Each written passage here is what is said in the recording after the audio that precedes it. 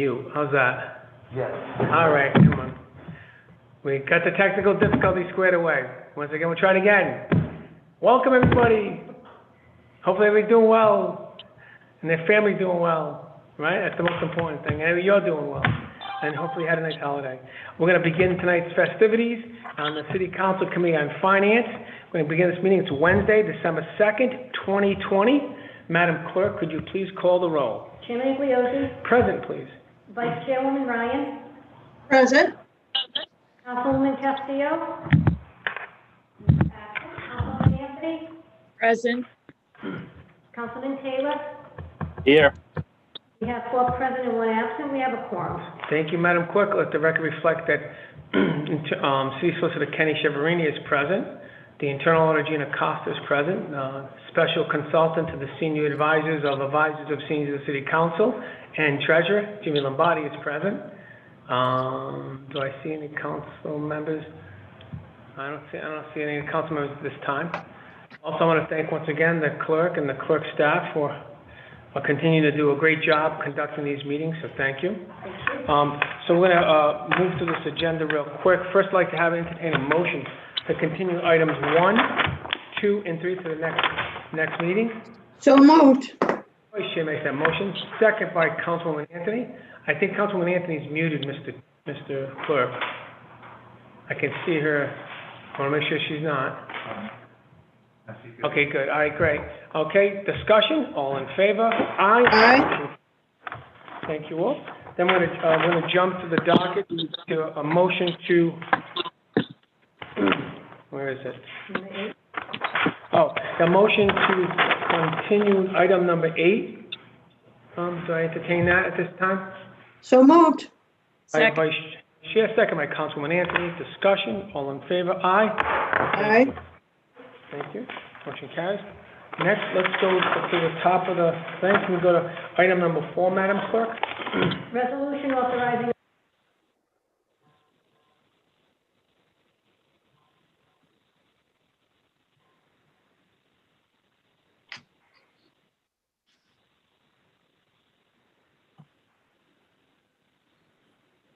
I've lost.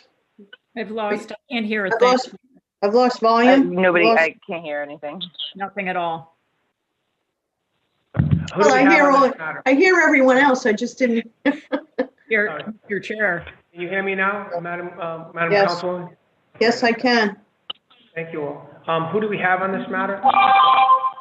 Item number 4? I'm Chairman me. Is that Ms. Jordan Day, Deputy Director? Yes, sir. So, Madam Clerk or Mr. Clerk, could you please swear Ms. Day in, and then we can discuss this matter? Ms. Day, please raise your right hand. Do you swear and listen over your perjury that the testimony you're about to give is the truth, the whole truth, and nothing but the truth to help you God? Yes. Please state your name and title for the record. Does everybody have this? My name's Jordan Day, and I'm the Senior Deputy Chief Operating Officer for the City of Providence. Was canceled.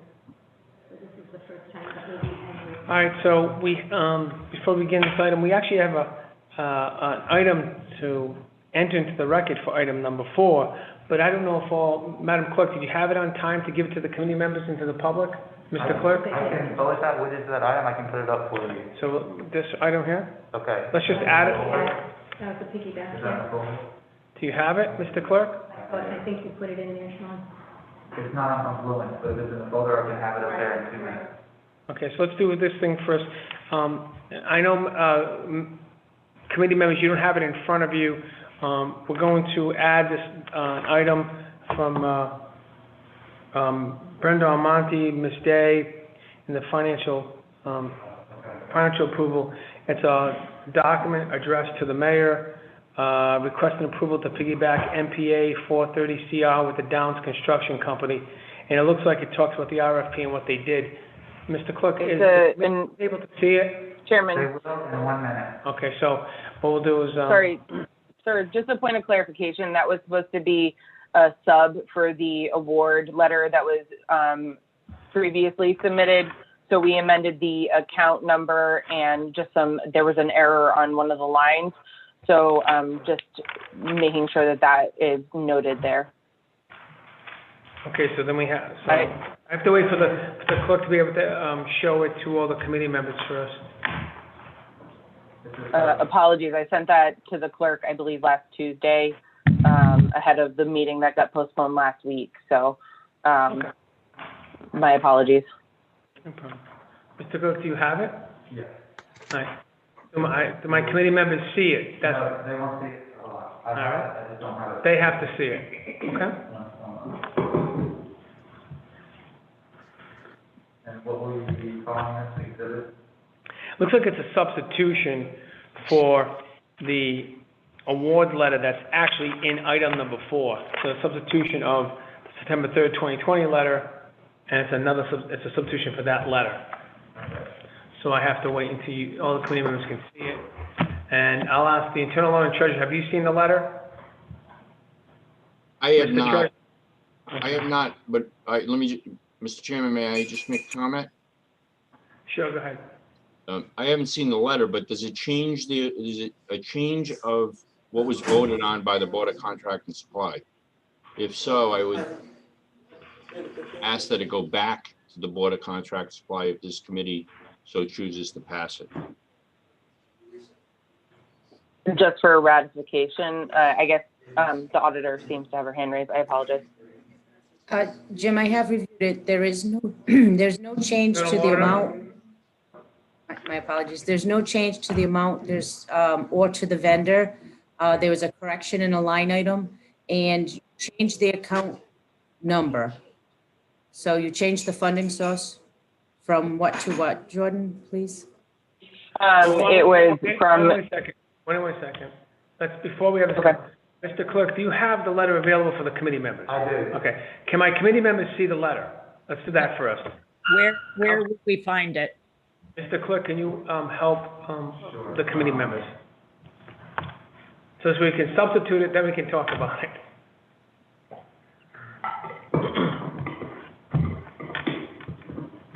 I guess I'm frozen.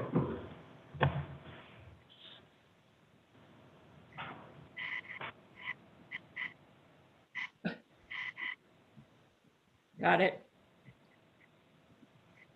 Did my committee members receive the letter? I do now. I don't have it. I just updated my Confluence, just updated it again and it came up.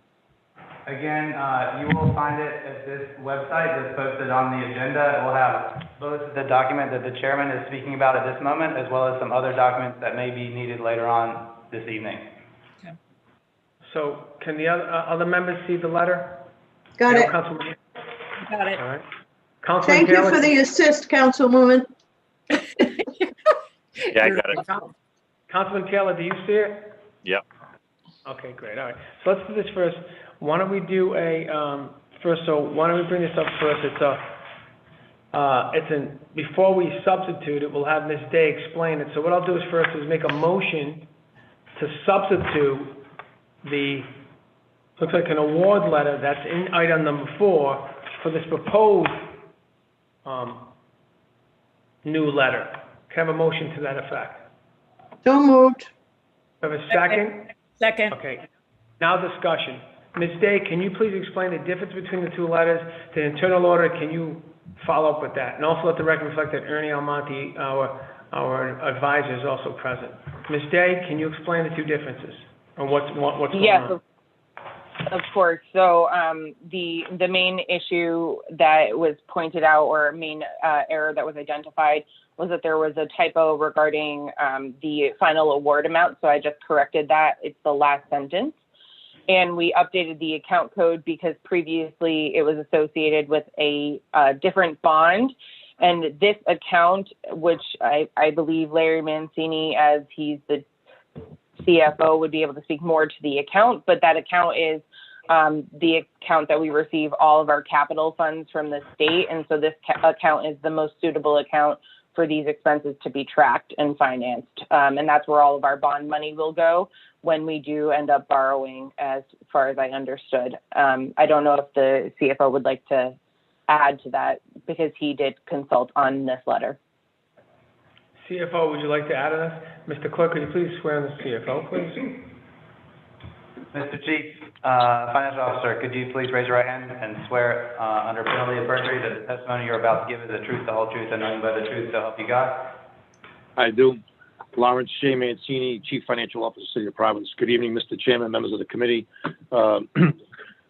In support of Ms. Day's testimony, the account that would be used to accommodate additional spending is based upon the city advancing funds where necessary, subject to reimbursement. It's an account that's established by the city controller and has been used regularly in all prior bond transactions of the city. As the city draws money from a bond issue, whether it's with our various trustees, that account is replenished as it's needed. So that is a standard practice and one that has been supported by the city controller as well. And so those were the significant changes that were recorded in this letter based off of feedback that we received at the last meeting. We wanted to make sure that those errors were corrected and the account number was modified to reflect where funds would be living in a more permanent fashion as we are bonding for those projects in the future and so on. Madam Auditor and Treasurer, can you please weigh in on this, please? Yes, Mr. Chair. I have no objections to the changes, but at the last meeting, you had asked me to review the methodology of how they chose this vendor. So why don't we do, Madam Clerk, Madam in order, why don't we do this first? Let's fulfill the substitution first, and then we can get into the discussion about the one, okay? Do you have any questions or comments about the letter right now? No, Madam Auditor? no, I'm okay with The that. Treasurer? I do not. Thank you. All right, then, okay, all in favor of the substitution? Aye. Aye. All opposed? The motion carries. And now we have, Madam Clerk, we have the two changes. Now, thank you. Madam Auditor, can you tell us about this proposed resolution and awarding $4,551,270 to Downs Construction Company? Can you please explain that, please? Yes. Tell us what you found. Tell us what your findings are. Okay, when I went through the way they scored the vendors, the difference between Collier, who was bid 3.3 million approximately, and Downs, who was 4.5 million, that's a difference of 1.2. It was based solely on highly advantageous versus advantageous. There were 3 members of the panel. 2 of them said that Collier was highly advantageous in one category, while one of the panel members said that they were just advantageous. That difference is a matter of experience, backup, and additional resources. And I don't see how it's so subjective that all 3 members didn't agree. I don't think that someone's background and experience is subjective, so I would think that they should have all matched. And I am only bringing this to the attention because it's a difference of $1.2 million, which I think is pretty substantial. The score was less than 0.33% of a point. I don't know how they completely weighed the awards, the dollar value. I would rather get more explanation from Jordan because I honestly couldn't figure that out. But to think that 3 panel members couldn't come up with the same answer on background and experience, I just don't understand how that happens. Excuse me. If I may ask, anybody who has Cujo, could they just please mute Cujo or mute while you're there? That was me, my apologies. But just, not that we're anti-Cujo, because we all love Cujo. So everybody, please hold back the face paging and tweeting accounts about anti-Cujo jokes, okay? So with that said, so I just got a question. Are you saying that the standard was they used the word advantageous and non-advantageous as part of the testing? I mean, excuse me, as part of the scoring? That type of terminology? It was highly advantageous, got 20 points. Advantageous got 15 points. And then there was acceptable and unacceptable. And, okay, that's odd, just in general. That's an odd terminology when you do these types of things. But so that's really odd. Let me ask this question. So you're saying 2 out of the 3 members said it was advantageous, I think you said, and one said it was highly advantageous or reverse? Reverse. The other way around. Okay, okay. All right, so, Ms. Jonah, can you help me out first, and who put together that score, that type of scoring model? Because that's a really odd scoring terminology and modeling. And I'm going to ask Ernie Almonte, who's in the former Auditor General for the state of Rhode Island. Let me ask, is that something have you heard that kind of terminology or that type of scoring in contracts, Mr. Almonte? I have not, Mr. Chairman. Does that seem peculiar to you? I think what we would need is the question you previously asked, Ms. Day, is what is the definition of those different categories? Right. As long as the panel has a definition of the categories, then they could determine which one it fell in. And those were given to the auditor. I can pull them up in just one moment. But it was just for that particular category that the auditor is referencing. It was for the proposed owners program management team with regard to who they were bringing on to actually serve the folks at the city and the district. So let me just pull up that rubric for a moment. So I can take a look at that. Rubric, I have it. Madam Auditor, can you tell me who was on the actual committee? Who was on the scoring committee? It was the former manager, I forget his title, Al Bucco. Alex It was the Burdick. former manager of facilities, Al Bucco, and Alex Burdick. He's the strategic purchasing strategy manager. I'm sorry. All right, who are the other ones? I heard Mr. Bucco. And myself. No, who was the third one, Ms. Day? I didn't hear the third one. Alex Burdick, the purchasing strategy manager. Okay. So, Ms. Auditor, were you going to say something before Ms. Yes, Shorten was going to? I have the definitions in front of me, so you don't have to pull that up if you would like me to read them. I mean, why not? That would be great. Okay. So highly advantageous for this category is a highly qualified staff, project leader with outstanding personal recommendations and specifically relevant experience, educational facilities, in parentheses, staff backup, and additional resources available if needed. Mind you, 2 of them said that this vendor had those qualifications. Advantageous is highly qualified staff, project leader with outstanding personal recommendations. So I just want to make sure. So the one you awarded to is the one who has the biggest bid price. Is that right, Ms. Day? That's correct. The highest bid price? So can you explain to me what was the thinking? Like what you know, it is almost a little bit less than $1 million jump to the nearest one. So the question is, someone, you know, what's the difference? Why go for the highest? Usually you go for like, you know, the most responsible, the lowest responsible. Like you look for, the idea for the competition is to get competitive bidding. So can you give me a sense of why the committee chose the highest, most expensive one? Absolutely. So they responded at just over $4.5 million over 3 years, which would cover our $160 million bond that we've already received. Well, we've received voter approval for both the 160 and the 140. So that would be their proposed oversight. The bids came back with a potential two-year option, which is how we framed it, because that would allow us to get through our 5-year capital plan.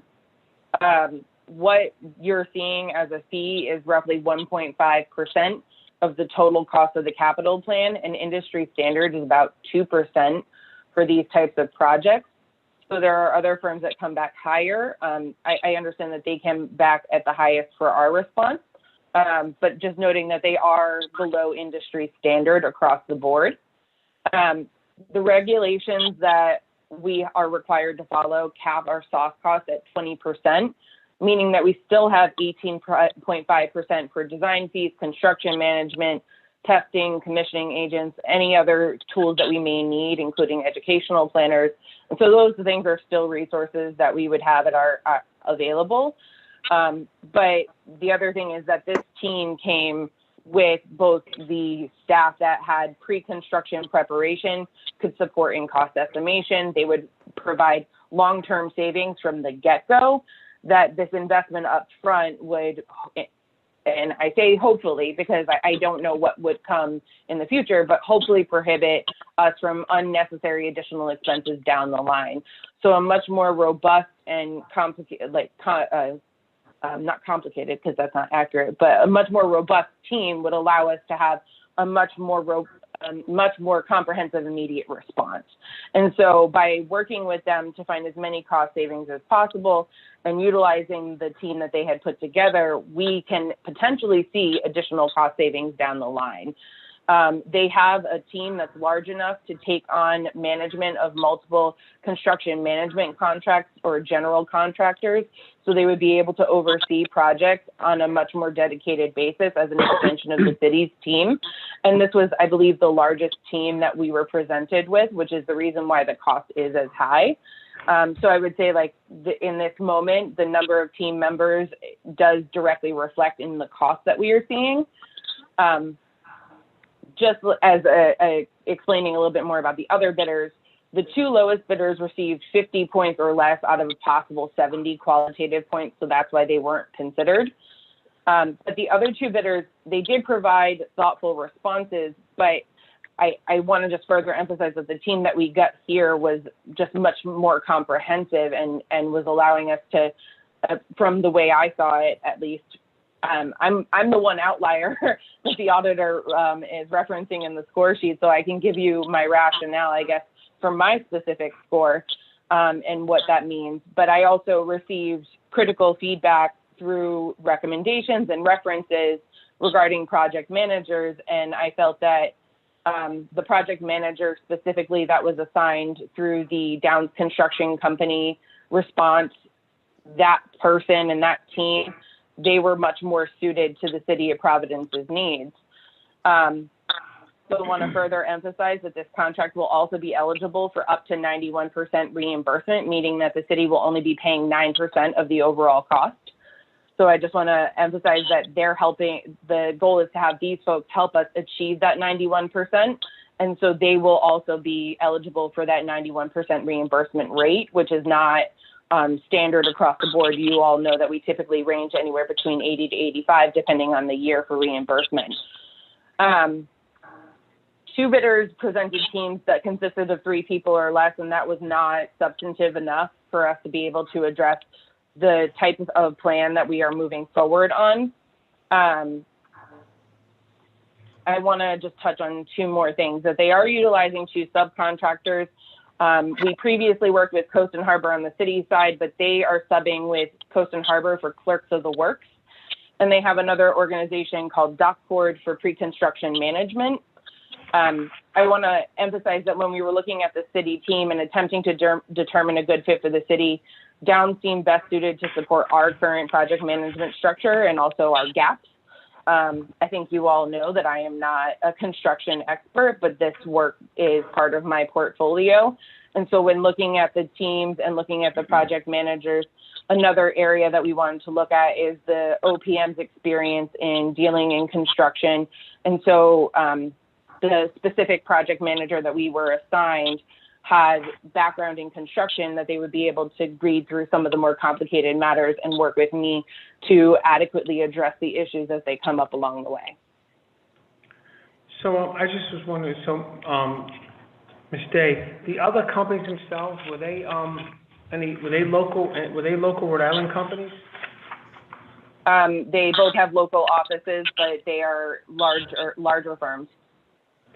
No, I know, but the other ones.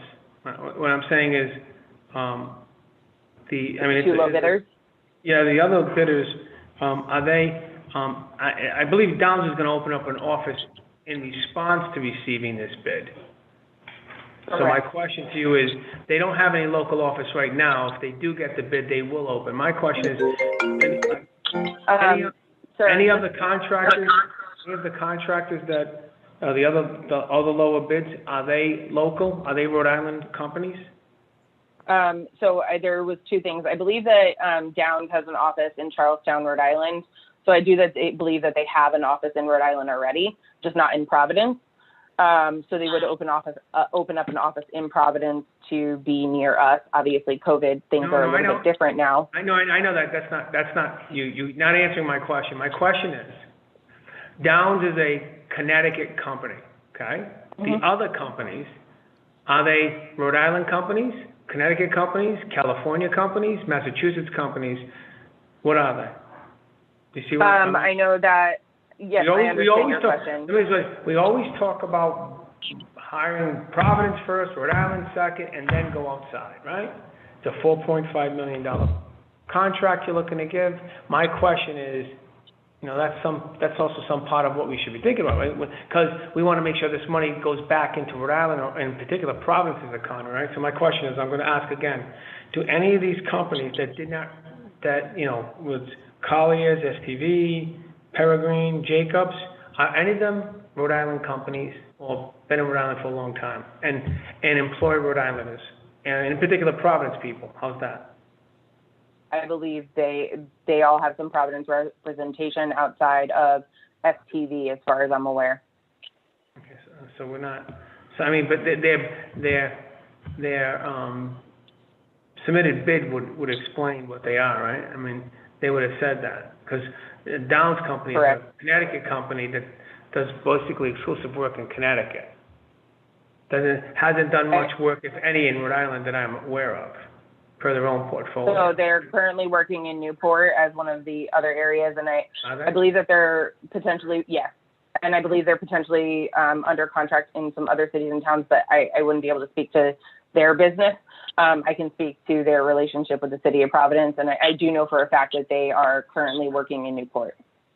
So here's my question. At the end of the day, what justifies paying the upcharge for them versus the second lowest or the third lowest?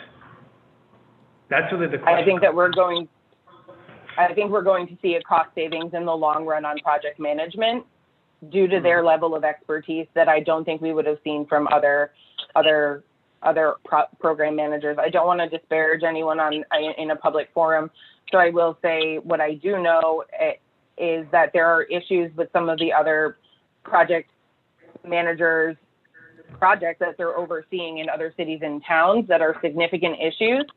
And I have heard about those things as I've taken on this work, and it gives me great pause to work with folks that we know that there are other outstanding issues. I also would add that while they may not necessarily be a Rhode Island-based firm, they are committed to Rhode Island by already looking at Providence and Newport as two major investments in our overall community. But looking even more globally, their relationships in Hartford and what they're doing, which is a similarly situated city in a similarly situated district with similar socioeconomic concerns, they're working on things that I think are incredibly critical. And one of the areas that they talked about in their bid and also in their interview was about the MBE program that they operate in Hartford, which is a priority, I know, for the city as a whole. Both the mayor and the council feel that that's a priority. And so that is one area where they offer guidance that no one else talked to us about increasing our MBE, WBE participation in our capital programs. And so that was one thing that they knew from experience that they could help us do. And I'm eager to see what the results of work like that could be. We know that we typically meet those goals or exceed those goals in construction. Okay, let's talk about that real quick. When it comes to WB and MBE, isn't it that you have to utilize the approved WBE and MBE list by the Department of Administration? Yes, but they can help us increase the accessibility. Hold on. So we have to utilize the approved list from the Department of Administration for the state of Rhode Island. That's right. I understand that. That's an approved list. So that's not what I'm saying, though, sir. What I'm saying is that they can help increase the number of MBEs and WBEs that are responding to our bids and RFPs. by either creating more accessible ways, working with our Office of Economic Opportunity, working with folks like Grace Diaz as our MBE WBE coordinator to make things more accessible, helping us put assurances in our RFPs, or helping us find ways to increase participation by getting additional subcontractors. And these are all things that they're familiar with and they know how to do.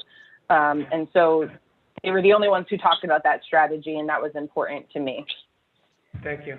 I think I have, actually, I have the internal auditor, I think, majority leader, and then the treasurer. Internal auditor?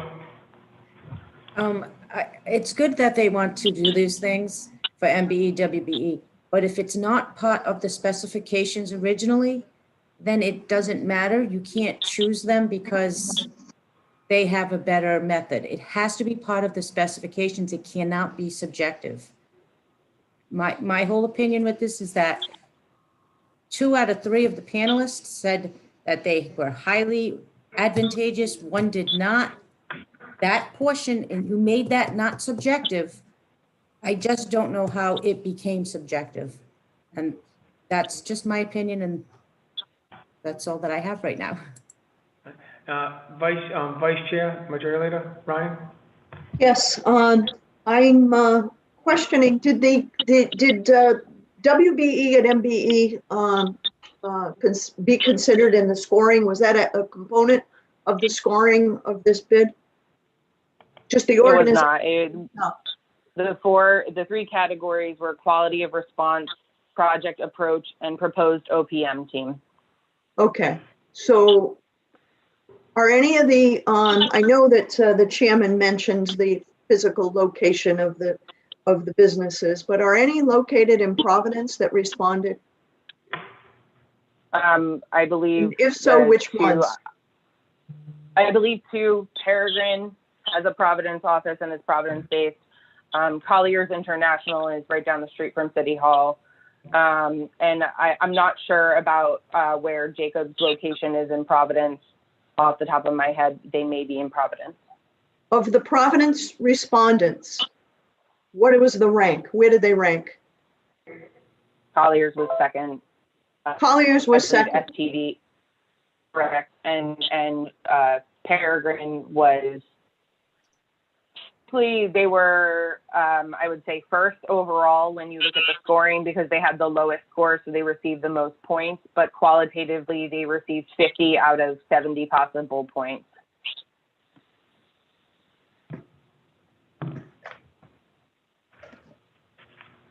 I don't have any more questions at this time, Mr. Chair. Thank you. Treasurer? Sure. Mr. Chairman, while we were discussing this, I pulled up the Rhode Island general laws, and obviously an award can be based on either lowest qualified bid or lowest qualified evaluated bid. So I assume we're going with the evaluated bid. It does say that the criteria has to be stated in advance. And that's 40, if anybody wants it, 45-55-5, competitive bidding. So I don't know if this isn't, I mean, I don't understand. Are you disqualifying the other bidders? If not, are they qualified? I understand that we might want to say, okay, well, this company has more experience, so we're going to give them a couple of points, but shouldn't something be based on price? So they all received points based off of price. Okay, that wasn't the 3 criteria you just said, though, or at least that maybe I missed. So sorry, so that's the qualitative criteria. Everyone received points based off of price. Price was whoever the lowest bidder was, and then you divided by the lowest bidder in order to get the percentage of points that you would receive.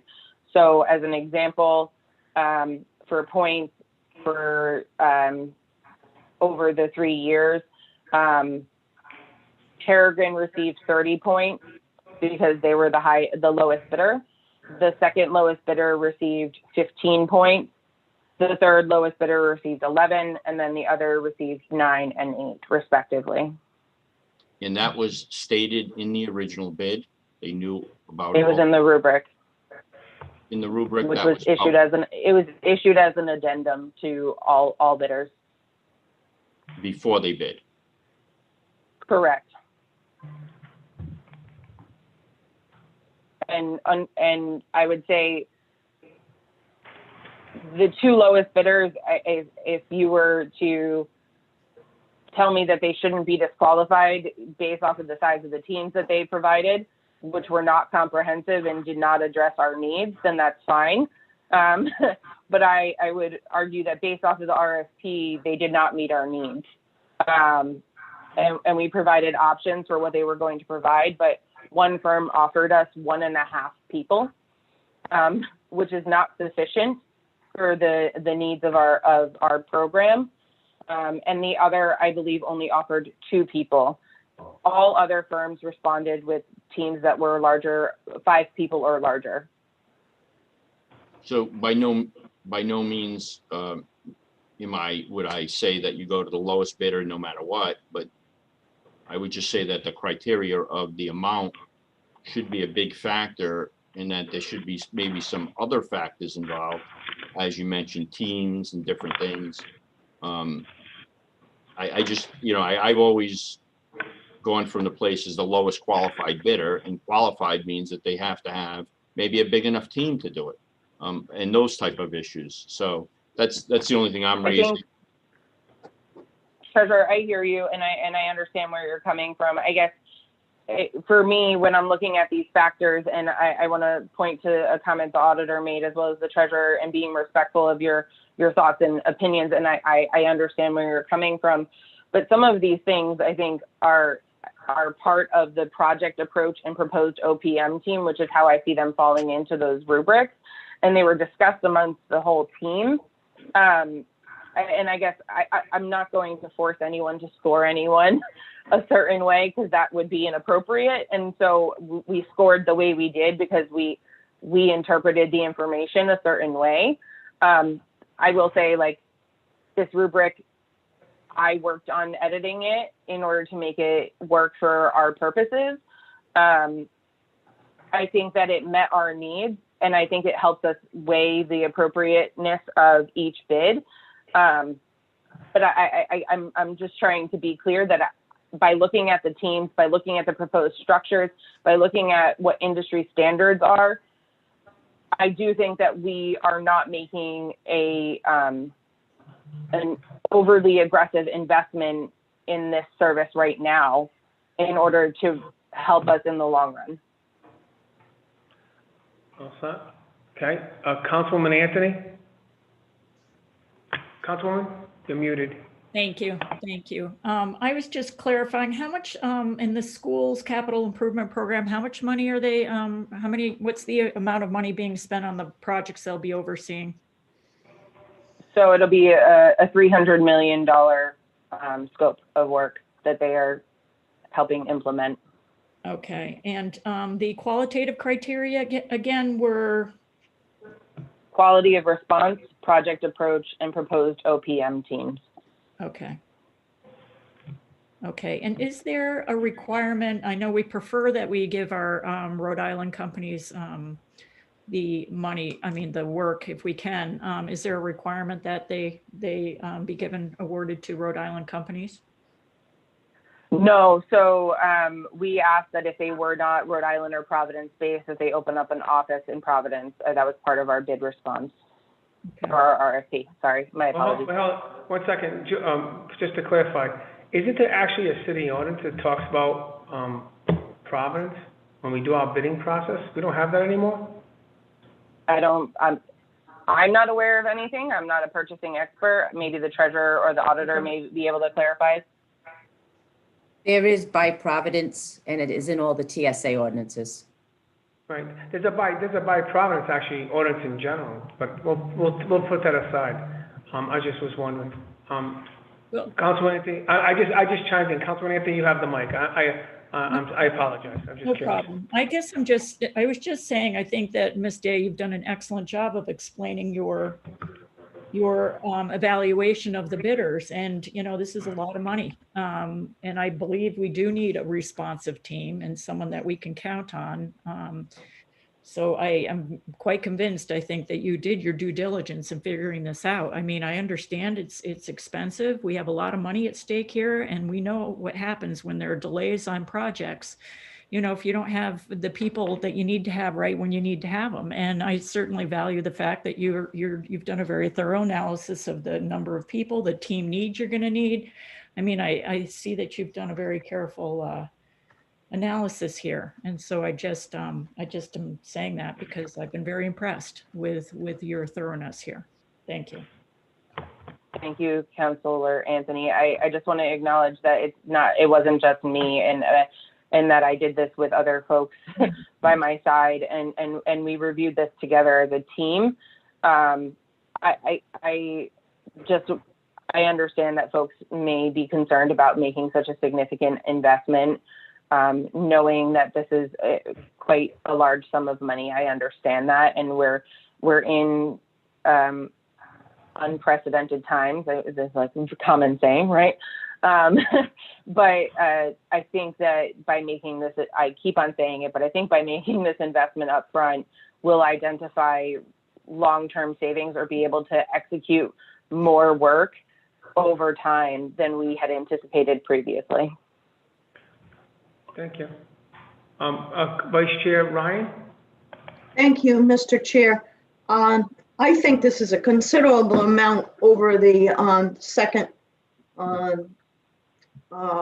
ranking bidder, which I believe is Collier.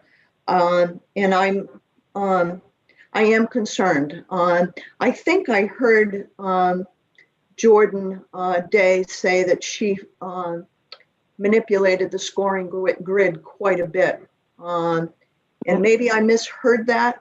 I've got a fan. No. Excuse me? I said I would not do that. No. That was something I said I wouldn't. Excuse me, I believe I heard, and you can correct me if I'm wrong, that you worked on the scoring grid quite a bit. Did you alone work on the scoring grid? What was the process that you utilized to come up with the scoring grid that you utilized to select these vendors? Was that a group rubric? process? That was the rubric. Yes, sure. that was drafted by myself and our predecessor, Mike Borg. He took the initial draft. I edited it alongside Al Bucco. The grid was created though for this RFP specifically. It's not like a shelf grid, rubric, or measurement tool that you use when you're scoring RFPs. Is that correct? That's my understanding. I don't know it. I've never, for a public property project, I had never utilized a similar grid before. So my understanding is that this was a new format. Okay, but you did testify that you spent considerable time on that grid. That's what I heard. Did anybody else hear something different? Okay. I certainly didn't hear. I said I worked on manipulate. Perhaps I used the wrong tool, Councilwoman. I'm asking Jordan Day if I heard her incorrectly. What did you state relative to your work on the scoring grid? I said that I worked on editing the rubric. Okay, thank you. Thank you very much for that explanation. Was that rubric part of the RFP?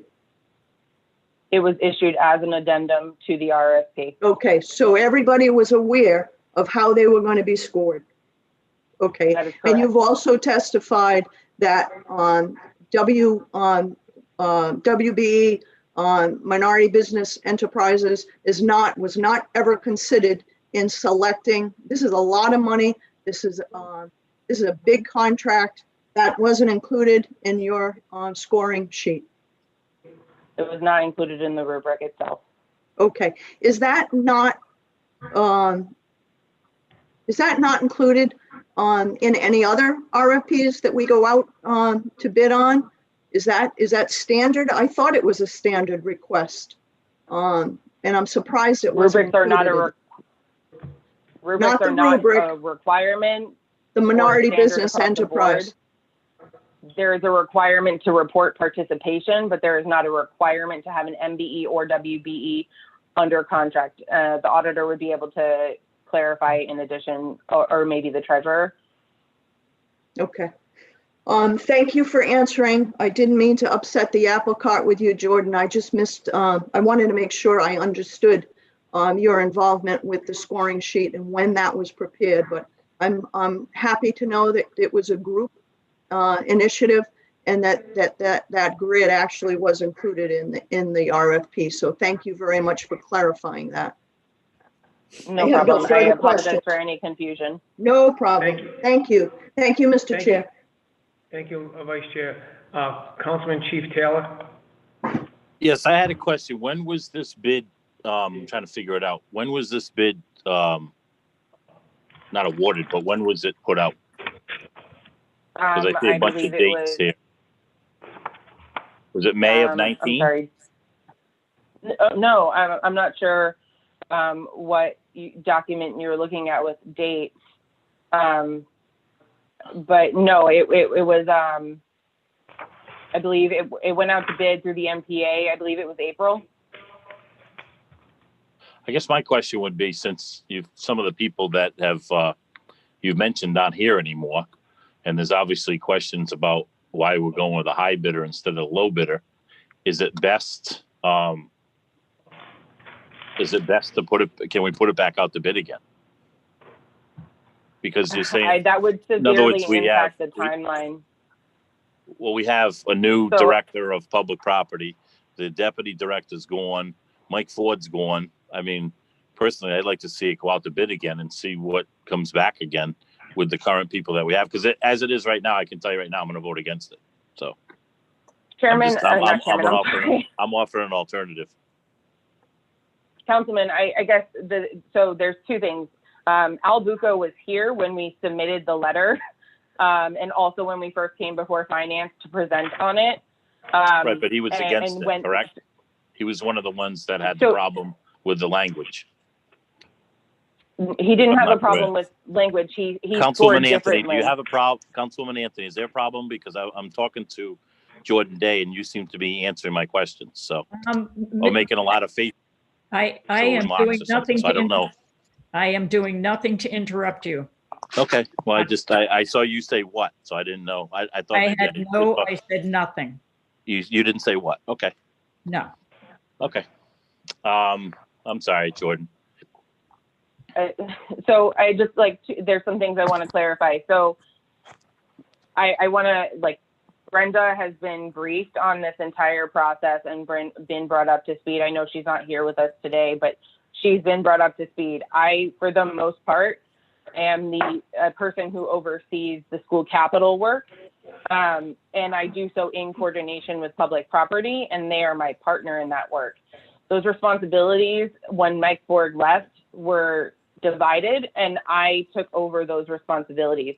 So when he left, I am the person who, at the end of the day, these folks will be reporting to and managed by.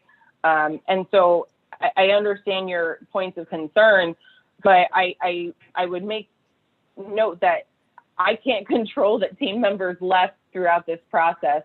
And I understand your perspective.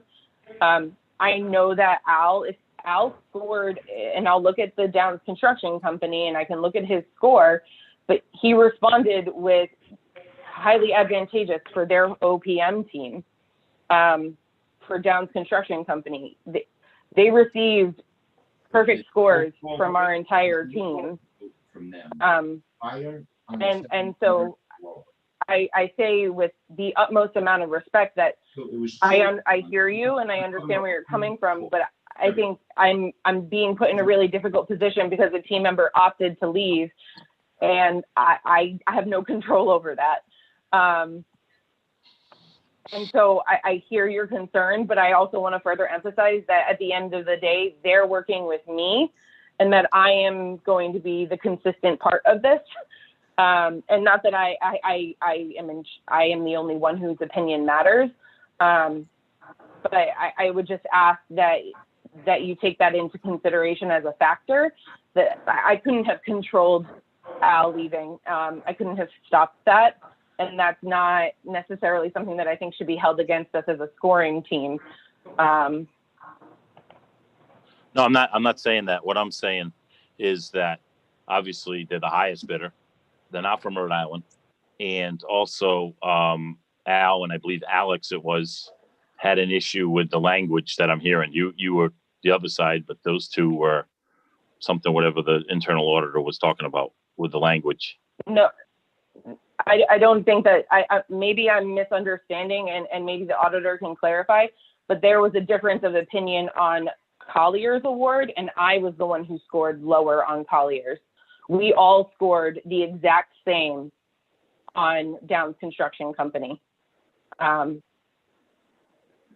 We all wholeheartedly agreed with that. I don't believe there was any disagreement about language or anything of that nature.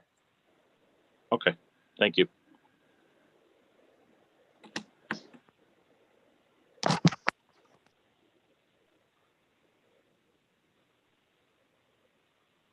May I offer just a note?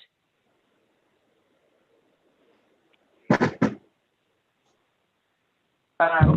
on me. I can't hear the. Councilman Anthony, I'm sorry, that's on me. You had your hands up, I'm sorry. It's on you. You have the mic. Thank you. I just had a quick question. If we Sure, do, go ahead. if we do delay if we put this out to bid, if we put this back out to bid, how will that impact the projects that we have ready to go? I would have to stop all work, or any intended work to be completed, because by Rhode Island general law, we're required to have someone oversee these types of projects. There's a fiscal limitation. I believe it's 500,000 for all projects, and all projects that we're heading into, with the exception, I think, of one, are over 500,000 at this point. And have these projects have already started, or where are we with these projects? Some projects are beginning to be underway or are in early stages of construction. We have 6 roof projects that are underway, and so I would have to ask them to stop that work immediately. And how long would it be if we put it out to bid? How long would it be before they could start up again? Because we went out to bid through an MPA, I would be able to re-advertise relatively instantaneously, but I would have to take into consideration that we would need to resubmit to the Board of Contracting. Well, I would need to rescind the letter from the Board of Contracting Supply. I would need to reissue an award following any other responses. And then I would have to go through this level of approval process because it's a multi-year contract. And so I don't know timeline-wise where that would put us without doing the math. But I think that would put us sometime in January or February before we would have an owner's representative on board. And my understanding is we're already behind on these projects. Is that correct?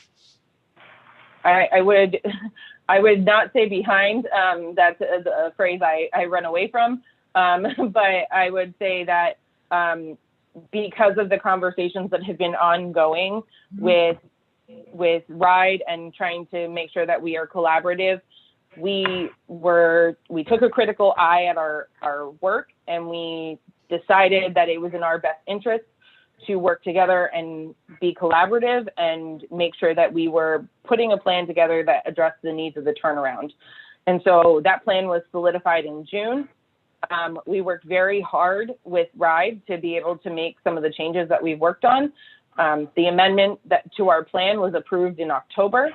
We submitted another stage 1 application in September. And so all the things that we need to do are moving forward. But I can tell you right now that if there is any work that I need to do, I do not have, there are certain things that I may not have the skills for, that I would need an OPM for. And so this would put at least me as a project manager and a leader at a disadvantage. But I would respect the position of the committee if that was what they opted to, if that's what the body opted to do. And I hear that, but I also just want to, that's not my decision. Thank you. Thank you. I just have a couple of follow-up questions. Personally, are they doing any work right now? Are they on the job right now, Down? They had a short-term 60-day contract, and I believe that expired last week. So they have a short 60-day contract already. How did they get a 60-day contract? That letter was awarded through the Board of Contract and Supply through the MPA, and I did so in consultation and coordination with the auditor. Because by Rhode Island general law, we needed to have someone on board in order for those projects to begin. Was it an emergency letter of authorization, or was it based on this proposed what do you call it, contract award process that you went through? Based on that process. So okay, so what happened? So okay, I want to make sure I understand. So this contract with them hasn't been awarded, but yet there was an emergency, some kind of 60-day contract awarded based on this award? It was a short-term contract. Go ahead. So was it 2 contracts? So therefore then you advertised 2 contracts, a 60-day contract and a multi-year contract. Is that what you're saying? I'll let the auditor speak to this. I don't, is that what we're saying here? I need to understand that, auditor. When we posted this, first of all, when we posted this RFP, we posted this 2 contracts, a 60-day temporary and a multi-year permanent? Is that how we posted it in the public forum? May I? No, not under the, go ahead. I'll let the auditor. Yeah, please, someone help me with that. All of the vendors on this list are already approved state contractors. I know, good. Correct? I'm gonna get to that first. Hang on. I was gonna Okay. get to that. Stop for 1 second. The MPA list is a master pricer list that's approved by the Department of Administration, State of Rhode Island. You're piggybacking because they already are pre-qualified. I was gonna get to that, but you jumped on me. You jumped it. Everybody's already pre-qualified. So everybody's on the list. They've already been qualified to do the job. And all the MPA is that you put it out there and you just award it to the lowest responsible bidder because they're already pre-qualified. It's a value judgment on the award. And this is what I don't understand what's happening here. And I was going to ask Mr. Almonte, I guess, to educate us on what the MPA list is, because I know how it works because how we deal with it, and I know how the state deals with it, and I didn't understand. It seems that you treated it like it's not a non-MPA list. You just did a general RFP, and you just had everybody bid, but no. You did an MPA list, and you only solicited bids per that MPA list. Is that correct, Mr. Jordan? Right? Yes, that is correct. So you looked on that MPA list, there were several names on it, and you guys sent, it's almost like mini bidding. You sent the proposed RFP to those particular ones. Is that correct? We sent it to everyone on the MPA. We had a pre-bid conference that was mandatory. Then following the mandatory pre-bid. Right? And these were the responses. Correct. Following the mandatory pre-bid, we only communicated with those vendors. So everybody is qualified, and I'm glad, and I don't mean to jump because my committee members understand, everybody already is qualified. That's why it's called an MPA list. What the MPA list does is it allows cities and towns in the state to jump over the pre-qualification process and get right to the proposed, RFP, and just submit and solicit the master pricer agreement list on it, the MPA. Mr. Almonte, am I correct on that, sir?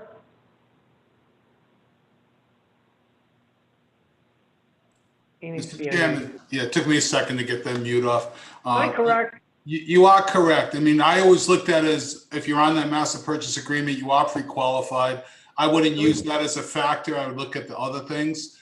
And I guess if I could I take a couple of minutes to comment on other things that I heard through this, or do you want to finish your line of thought? Let me finish, and then I want your comments, because so I want to make sure I understand that. So you went on the MPA list, you submit the RFP to all the actually qualified consultants on that list. You went, then you did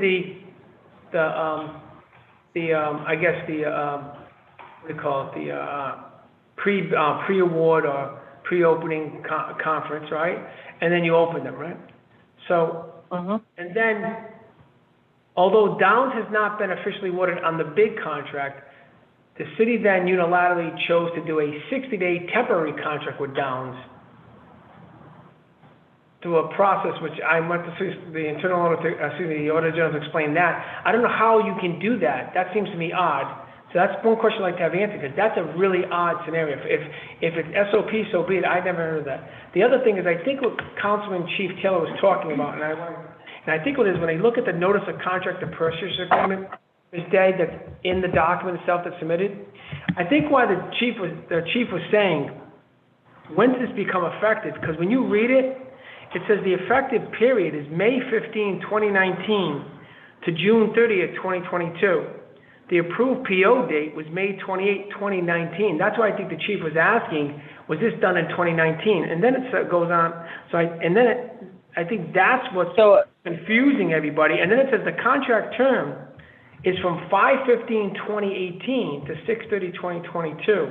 So I believe that's a sample contract. I don't think that is I don't have the document in front of me that you're looking at. So let me tell you, so the document is in front of me, and this is why I always ask for all the documents.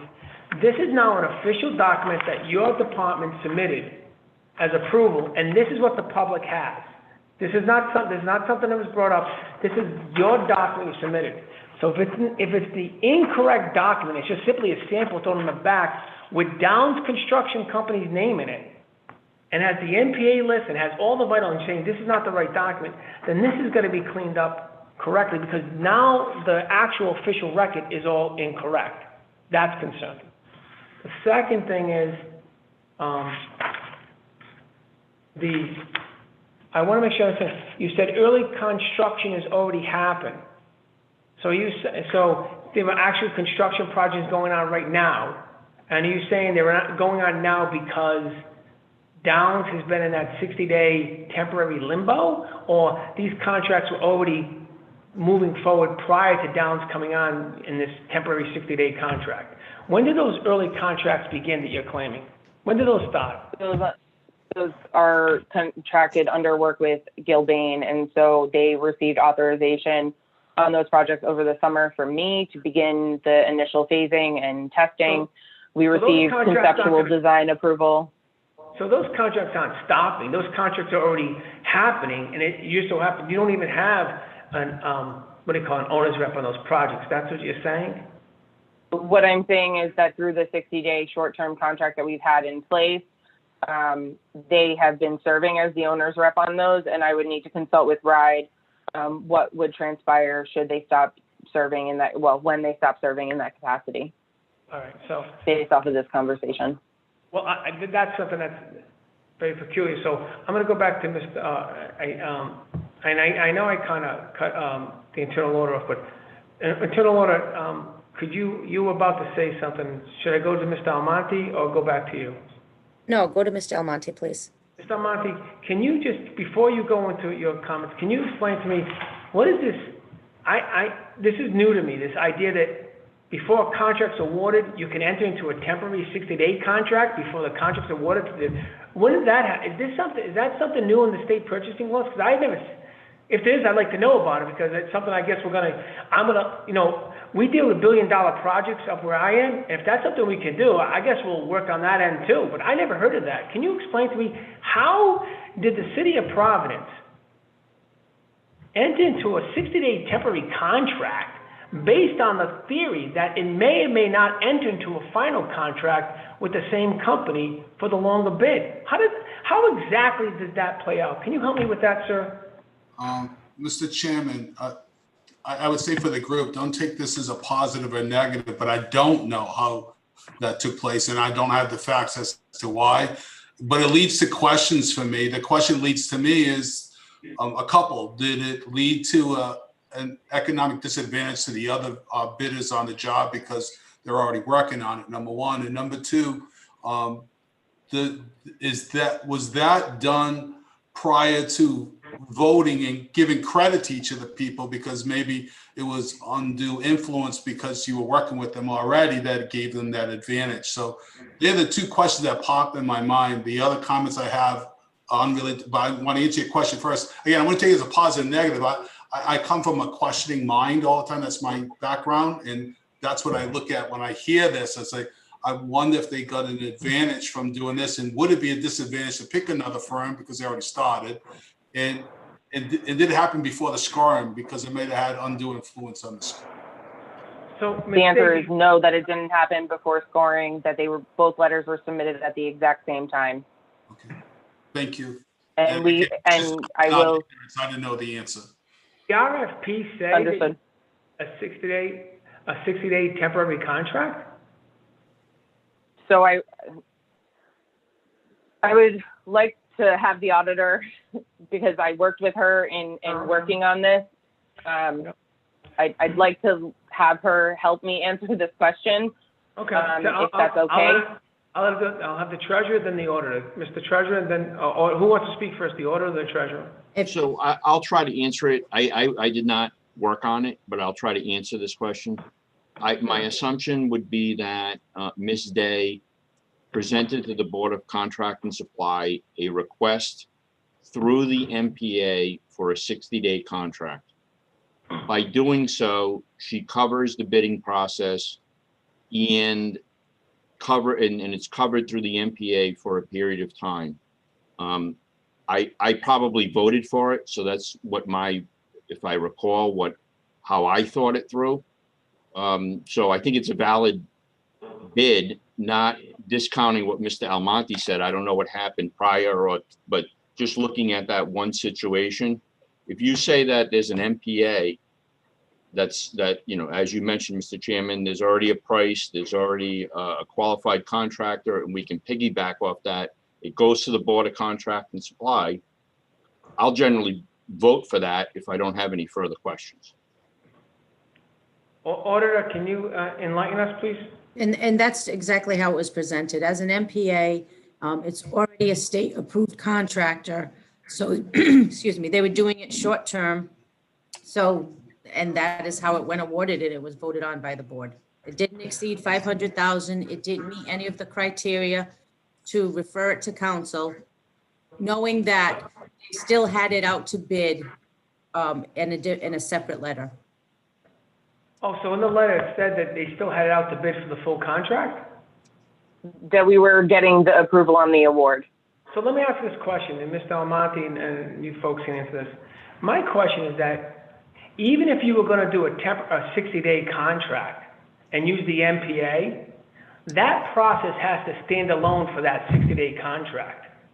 Then you have to do another process for the bigger one. Ms. Day, were there two separate processes for each one, meaning you RFP the 60-day contract to all the MPA, all the consultants on the MPA list, and then did a separate bidding review and award for that 60-day one, and then did it again for the major contract? Is that what happened? Is that what you're saying? So there were two separate processes, but I would need to go back. It's a specific question. The process, if you were going to do a 60-day contract, you have to follow the same process. You'd have to use the MPA, you get the MPA list, you then put your criteria together, you send out the bid package to all the individuals, all the consultants on the MPA list. They respond, and then the committee or the board or review board would then review it, score it, and then present an award. Did that happen as a separate process for the 60-day contract, yes or no? No. We Okay. solicited a quote for 60 days worth of service from, which I believe. Was it directly on to Downs? Is that the only one you solicited to, or did you solicit all of them? We only solicited from Downs. So then you did a direct solicitation for a 60-day contract and only did one, which, by the way, would seem to be, and I'm going to ask Mr. Cheverini, I think you need to kind of take a look at this process, because that process is you have to solicit everybody in the MPA. I don't know if that's accurate, because I know that there are certain parameters on the MPA by which you're allowed to solicit bids or quotes for under a certain price. Yeah, but it also says you should do at least 3, and I could be wrong, but I could be wrong, because that's usually why what the MPA's list is. You're pre-qualified. They want to make sure municipalities, because the state allows municipalities to piggyback on the state's MPA process. Okay? And the point is is you still have to follow the Department of Administration's MPA process when we do it. To do a direct hire on one entity on the MPA list is a great exception. Leave it at that. So I'm asking the city solicitor, have you guys reviewed that process and did you guide them in that process, Mr. Cheverini? Because that's a direct solicitation of a sole source. So that's a single source, sole source, saying that source is the only one that can provide those services, which is contrary to the whole pre-qualified MPA list. So Mr. Cheverini, can you help us give us some guidance on that, sir? I am not aware of this particular situation, nor was I involved in it, but I certainly can check or ask Jordan whom in the office she was dealing with, who may have provided some legal advice. And I know Mr. Khaleesi does staff the Board of Contract and Supply, but I don't know if that was the individual she may have consulted with. Ms. Jordan, did you consult with anybody from the city solicitor's office? So I know that I worked with a deputy solicitor on Adrian Southgate on the contract. I did not consult them with regard to the purchasing process. You're talking about the overall contract for the big project for the 150 million, that one, right? Or did you consult her on the direct bid just for the 60-day contract? Just for the 60 days. Okay. All right. Mr. Almonte, do you have any input in this? Sure. I would say that listening to the conversation, having heard from Ms. Day and the treasurer and the auditor, just to let you know, based on what they all just said, I would have voted the same way to approve it for the 60-day contract. So I look at what was presented, I would have said yes to that too, because it went to the master purchase agreement. But so to answer that first question, yes, I would have been okay with that. I would have voted the same way as the treasurer, or I don't know if the auditor voted too, but gave an opinion. But based on Ms. Day, the treasurer, and the auditor, I would vote the same way to approve them. So I do get it. They are two, but they're treated separately. They're two completely separate things. But it leads to the one about the full contract going out. When everybody's on the list and is treated the same and they've already been pre-qualified and you pick one, then I also, on the second contract, I would have graded them all the same if they were on the master purchase agreement because they were already pre-qualified. I wouldn't have that difference in them. I had a few other comments about what I heard today and how it's voted on. Like one was— Mr. Almonte, one question though. But does that mean because the 60-day contract, you don't have to go through that purchasing process? So you don't have to do that? You don't have to do the whole list. You don't have to do a bid. You don't have to do that if you do it's a 60-day. Is there an exception somehow that you can do a direct sole source hire on the MPA list like that? Well, as you know, in this litigious society we live in, I'm not going to say I'm an attorney, which I'm not. So I'm saying as an auditor, I have seen it many times where you could go to that list and just get a bid from one person on the list and do the job. So again, not giving a legal opinion, I'm giving what I've seen as an auditor. I just before I let you continue, I'm asking the attorney because I'd much rather hear from that. Before you continue, Mr. Cheverini, I just want for future edification, can you review that and advise this committee and how that process can happen and what's the route? Absolutely. Yeah, we'll do it. Absolutely. Thank you. Mr. Almonte, you have the mic, sir. Mr. Almonte, you have the mic, sir. You can continue. Thank you, Mr. Chairman. And I really believe that's the appropriate person to ask because even when I was the Auditor General, there were many times that asked my legal counsel to check those kinds of things before I gave my opinion. So legitimate place, that's the right place to ask the question. The other ones that I came up with just listening to this is that I do believe, at least for the future going forward in the scoring piece, that if you really want it to be MBE and WBE, that should make that a requirement more than just a concept. There should be a requirement in the bidding and there should be points given for that. So you get credit. And if you want someone to be a Providence company, you should consider giving points for the Providence company as well. So it gets put into the scoring sheet and everyone knows ahead of time.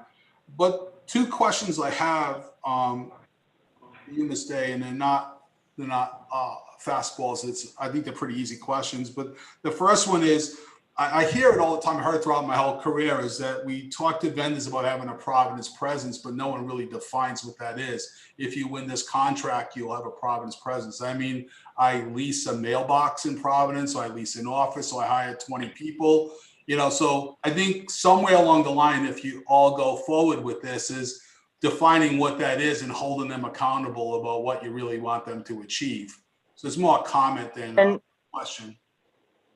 That's fair feedback. I think for us, we defined specifically that they needed to have a Providence office.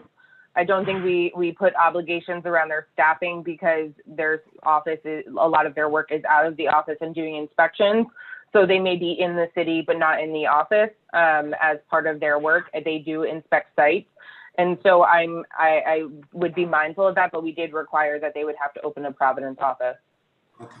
And again, I would just say for the future, just define what that is for people, so that you all feel comfortable as a governing body that that's acceptable. Maybe just an office. For some, it may not be acceptable. We may want more, but whatever it is, that's for the policymakers to decide. Certainly not an advisor like me. The last question I have is, in one of the comments that you made, and I'm not saying a legitimate comment that you made, you said, I want to make sure I got it correct, between the number one and number two, I guess there's a $1.5 million difference between the prices. The auditor said that. Okay, but is that like close to being the number, or is that the number? It's about 1.2. What the number is, because I'm really talking a more theoretical question afterwards. It's 1.2 million. Okay, so 1.2 million. I believe you said in your comments that you felt by hiring this firm, through their experience, through their team, that they would provide that value to the city. Did I hear that? I do. Okay. I do believe that. You feel strongly about that? I don't think I would have put myself through defending this contract if I didn't believe that I was making an informed decision in accordance with my colleagues that I scored with. In addition to the fact that yes, I do think that we are going to see an absolute benefit to this investment. And so I do think that we will see that money come back to us in a different way. Okay. Well, you helped me to understand why you scored it that way. So thank you. Thank you. That's it for my questions, Mr. Chairman. Thank you. Colonel Lauder, did you want to give us some more enlightenment on this matter? No, sir, I think it's been discussed again. I just think it's very, very subjective. I think as the panel, I mean, they said they worked together as a panel. I just don't know how one member on such a specific criteria voted differently from the other two, if they discussed it. Again, pure subjectivity in my opinion. That's all. All right. So I just have one other question. Ms. Day, when were the bids open and evaluated? I believe I believe they were in April. I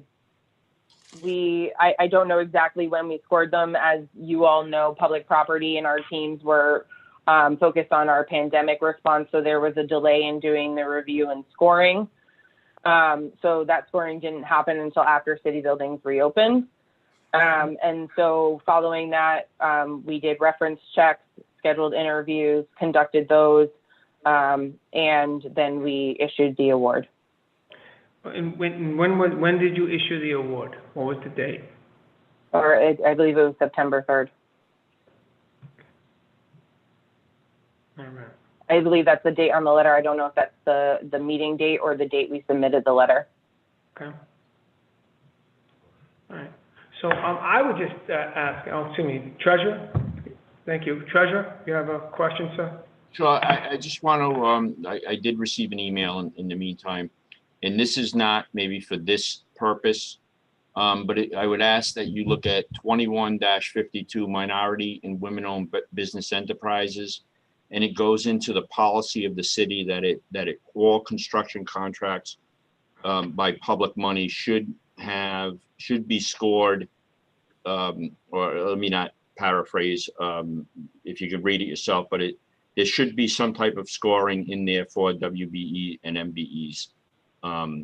So just for the future, not this issue, and maybe you can relay it to Ms. Almonte or Ms. Solaris Hand. Obviously, that would be an important issue, WBE and MBE. And it probably, I mean, again, this is all, you know, it is what it is, but just in the future.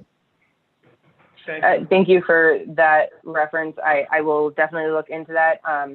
And I'll discuss with the auditor how we make sure we categorize contracts appropriately. I didn't see this as construction in my head, just construction management. So I'll work with the auditor to make sure that we're classifying those things appropriately. Fair enough. Thank you. Thank you. I think we had a very good discussion. I would just ask the committee if you could indulge. I'd love to have the city solicitor just do a quick review of it and just let us know that everything is fine. As you know, in the past, this committee, when we've, you know, sometimes we have administrators and managers of the different departments in the city where they may have thought they understood the purchasing process and then found that it wasn't right, and then the city solicitor would advise that the contract would have to go out to bid or it can't be awarded. And that's happened at least a good half a dozen times that this committee has, during these conversations, have what do you call it, discovered those types of things. And so, I mean, some of course by intentional. As you know, we had one director who intentionally was flaunting, or one administrator who was intentionally flaunting the state purchasing laws and the city laws, in which that person is no longer here anymore. But and I know that's not necessarily the case here, but I would want to make sure that hearing what I heard, if Mr. Cheverini could just have a quick look through the 60-day contract process and this process, and just verify that the process is fine and that it holds up to any type of challenge by the other consultants. Because if there is an issue, then those consultants have a right to challenge it. You know, and then they have a right to slow down the bid anyway. Could you do that, Mr. Cheverini, for us? Absolutely, it'll be done, and I'll provide an opinion back to the committee very quickly. Could I ask the committee just to indulge in continuous matter for the next finance meeting, which it's not going to, it will be on time for the next council meeting anyway. It's all the same. And this Motion to continue. I agree. Thank you. Vice Chair makes that motion. Have a second? Thank you. All right, second by Councilman Anthony. Discussion, Councilman Taylor. Discussion, all in favor? Aye. Aye. Thank you. Let's go on to the next item, please. Resolution authorizing approval of the following contract extension award by the Board of Contract and Supply in accordance with Section 21-26C of the Code of Ordinances. Office of Economic Opportunity. Right. So who's on this one, on this matter? Should be there, and also I think Mr. Lowell. All right. So who the individual is going to testify in this matter? Ms. Fonseca, I think, will start. Could I ask you both to please raise your right hand, swear under penalty of perjury that the testimony you're about to give is the truth, the whole truth, and nothing but the truth to help you God? I do. Ms. Lewis, could you please state your name and title for the record? Natalie Lopes, Director of First Source. And Ms. Fonseca? Colleen Fonseca, Director of Workforce Development and Economic Opportunity. Thank you. So can you tell us what this matter is? First of all, can you tell us what First Source is, Ms. Lopes? You're Director of First Source. What is First Source about? Sure. It's an ordinance that was established by the City of Providence. I think it was in 1985. By the City Council, correctly. Excuse me? By the Providence City Council, if I remember correctly. By the Providence City Council, excuse me.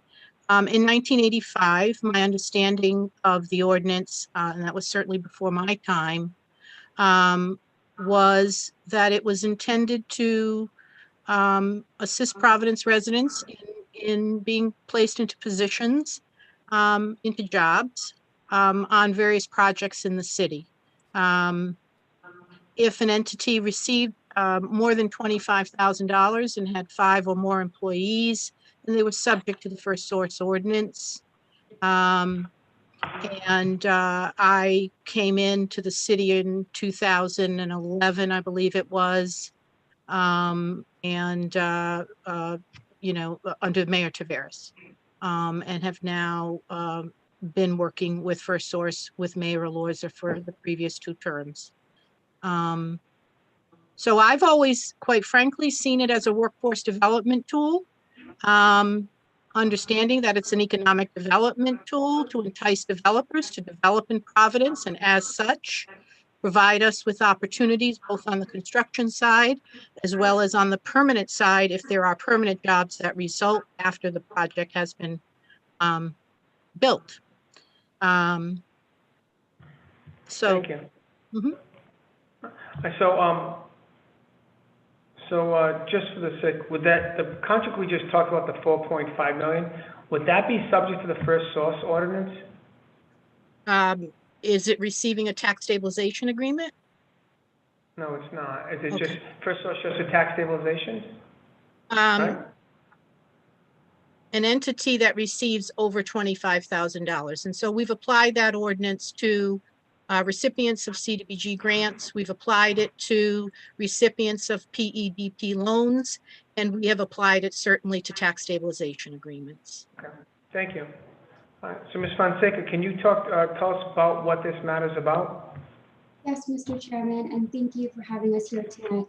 So we're really here tonight to extend a contract for apprenticeship utilization, which is essentially having services, 2 main scopes of services, one of which is to do compliance on apprenticeship for projects that are happening in the city around construction. And the second major scope is really to create a qualified pool of candidates that can then go on to be hired as pre-apprentices and registered apprentices for these construction-related projects.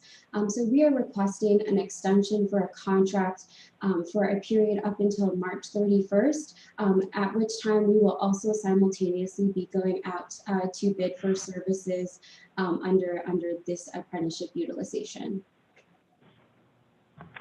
Okay. Order, did you want to weigh in on this one?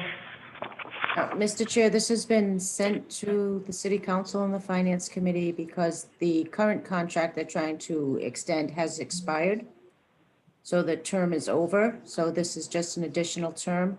And I'd just like to make a comment. It should have been put out to advertise already. I don't know if it has. Has it been put out to bid, Ms. Fonseca, Ms. Lopes, Director Lopes? No, it has not. We wanted to hold to hear how these proceedings went before going out to bid for those services. I'm sorry, I didn't hear you. You were a little muffled. What did you say? I'm sorry. Oh, I had just said we wanted to see how this process and how tonight would go before putting that bid out. Okay. General Order, does that answer your query? I don't think that this process has anything to do with going out to bid. If it does not pass, then you're without a vendor. At least if it did go out to bid simultaneously, then that would speed up a vendor in place. Do you think that's, is that good? Think that's good advice, Ms. Fonseca? Yes, and we're happy to submit a bid during the upcoming Board of Contract and Supply process in alignment with that. Okay. Any other comments or questions about this matter? No, Mr. Chair. All right, then I guess a motion to move it forward back to the, what is it called, the Board of Contract and Supplies? So moved. Second. I'm sorry? Is that with the recommendation? Yeah, it's a motion to recommend back to Board of Contract and Supplies. Yep, sorry. So Moved by moved. Vice Chair, second by? Second. By Councilman Anthony. Discussion. It seems like Mr. Treasurer had something to say. Mr. Treasurer? So I think the board passes it subject to the council approving it. So I don't think it actually goes back to the board. I think it's actually approved. But if the clerk, maybe the clerk can correct me, but we pass it subject to the council. So it doesn't technically come back. I think it just goes right to the department as an approval. With your recommendation, Okay. with your, So what do we do? if you're recommending approval to the full council. I guess Okay, that so would- just to be on the safe side, I'd ask you to withdraw your second, Councilman Anthony. Yes, I will withdraw my second. Withdraw my your motion. And then ask for a motion to recommend to the full council approval. Do I have a motion? So moved. By Second. Vice Chair, by Councilman Anthony. Discussion, all in favor? Aye. Thank you, Ms. Fonseca, and Director Lopes, be well and be safe. Thank you. Thank you. You as well. Thank you. And next, let's, so I think it's gonna get, I need to do, did we continue item 8?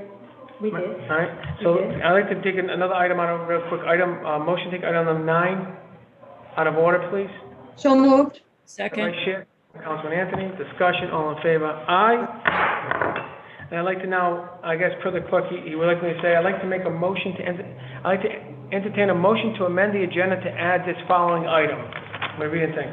The following matter was heard before the Committee on Finance on Monday, November 30th, 2020, and was continued to the date specific of Wednesday, December 2nd, 2020. It was the resolution authorizing His Honor the Mayor to execute an agreement between the City of Providence on behalf of Providence Water Supply Board and Johnston for the annexation of Johnston's water supply system to the water supply system of Providence Water Supply Board to execute and other documents in furtherance of effectuating the annexation.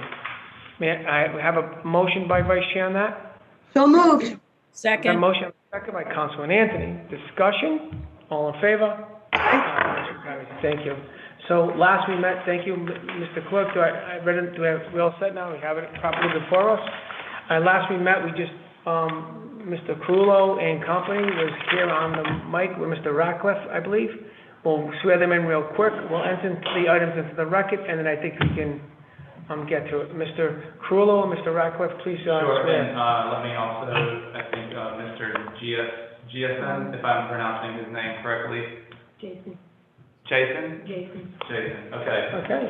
Yes, so could Mr. Carullo, Mr. Ratcliffe, and Mr. Jason please raise your right hand, swear under penalty of perjury that the testimony you're about to give is the truth, the whole truth, and nothing but the truth, so help you God? I do. Mr. Carullo, could you please state your name and title for the record? Ricky Carullo, General Manager, Providence Water. Mr. Jason? Greg Jason, Deputy General Manager, Providence Water. Mr. Ratcliffe? Benjamin Ratcliffe, attorney with Pinot, Lopes, Devereaux, and O'Gara. Thank you all, gentlemen, for coming back. Let's do the adoption first. I believe we have, and I hope the committee members have it. These are the exhibits that we asked for. All right, exhibits. Committee members, do you have copies in front of you, I hope? Yes. I think Councilman Anthony said. Yes. Okay, great. So let me identify them for the record, then we'll enter them into the record, and then we'll get to them, okay? So we have an item, as I guess it would be Exhibit A to item number 9, and it's a multi-page document dated January 2003 entitled Clean Water Infrastructure Replacement Plan for the Johnston Water Control District. It's, I presume, about 20 pages. Enter in the record as item, Exhibit A to item number 9. Motion? So moved. Second. Chair, second. Councilman Anthony, discussion, all in favor? Aye. Next item is, we'll identify it for the record as Exhibit B to item number 9, entitled Town of Johnston, Rhode Island Water Supply System Management Plan, Executive Summary, October 2008. And I would surmise this is roughly about a 100-page document. So moved. 100-page document. Motion by Vice Chair, second by Councilman Anthony. Discussion, all in Aye. favor? Next document we'll identify as Exhibit C to item number 9. It is the resolution of the Town Council of the Town of Johnston. Looks like it's dated, I think it has a date. Yep, dated November 3rd, 2020. And I believe it's a document that probably says that they agreed that to do the merger and annexation agreement with the City of Providence, Providence Water Supply Board, and et cetera. Exhibit C to item number 9. Motion to that effect by Vice Chair. So moved. Second. By Anthony, discussion, all in favor? Aye. Aye. Next item, another document we'll identify as Exhibit D to item number 9, entitled The Town of Johnston, Rhode Island Computerized Hydraulic Model Report, dated January 2009. It's approximately I would say a 50-page document with an attached map. A motion to identify D to 9 by Vice Chair, second by Councilman Anthony. Discussion, all in favor? Aye. Next, we have another item identified as Exhibit E to item number 9. It's a multi-page document to the council president from the Providence Water Supply Board. I have approximately 25 pages, and it's a letter dated November 12th, 2020, with additional attachment. Motion to that effect by Vice Chair. Second by Council Anthony. Discussion, all in favor? Aye. Motion carries. Next item, to enter into the record is as identified as Exhibit F to item number 9. It's another memorandum to the Providence City Council from Mr. Carullo and the Providence Water Supply dated December 1st, 2020. Discusses revenue, expenses, and summary. It's a 5-page document. Exhibit F to item 9. Motion by the Chair, second by Councilman Anthony. Discussion, all in favor? Aye. Last, we have another document identified as Exhibit G, as in go, to item number 9, entitled the Rhode Island Department of Health, dated July 9, 2020. The reason of it is sanitary survey for RI 2980434, Johnston Water Central Facility, Nadalillo Street. It's a roughly 50-page document. I have a motion to that effect by Vice Chair.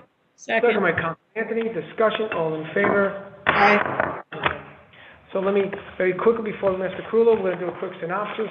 Last we met, what was presented before this committee, to this body, and to the public was that throughout many years, the town of Johnston has been running basically they've been a distributing company. They don't produce or have their own water source.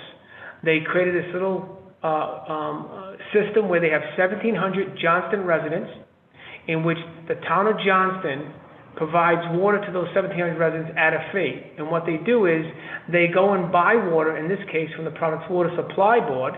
They buy it wholesale from Providence Water, and then they sell it retail to the 1,700 Johnston residents. Very similar to National Grid, who doesn't produce electricity or gas.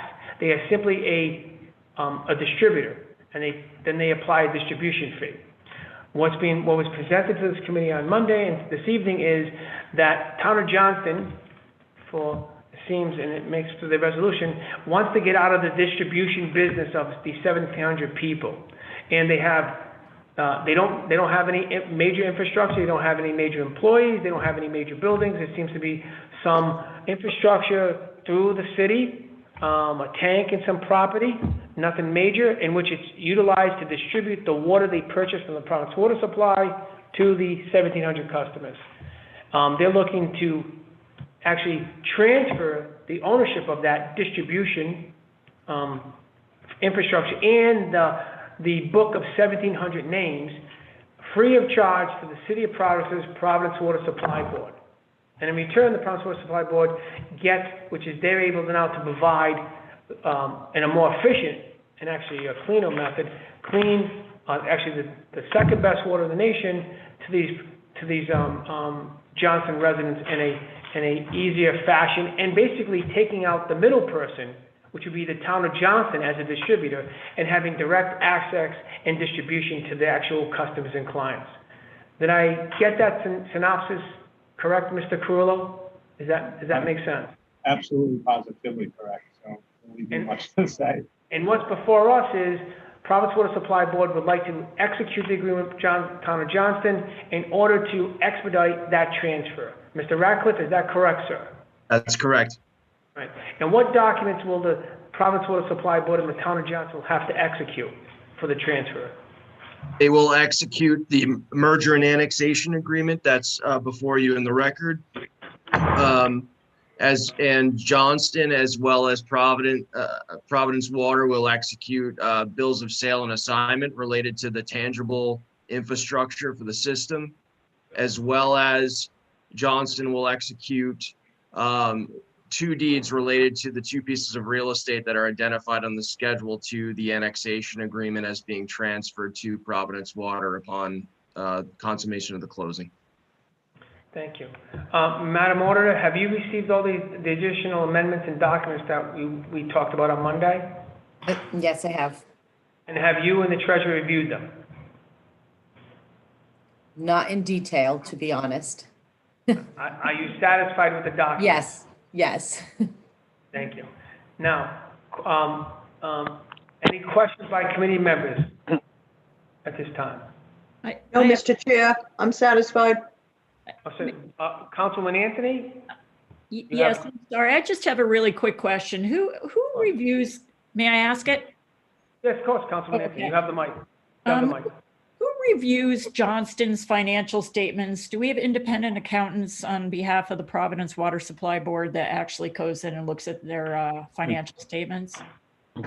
We don't have accountants that will analyze their financial statements. We've looked at customer service, we've looked at basically the bills that are owed on a customer side. With regards to the expenses that they have very little expenses.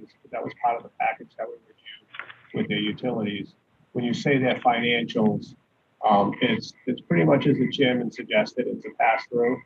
The town bills for customers is age receivables that, we're aware of and we've reviewed, yes. Okay, thank you. You're welcome.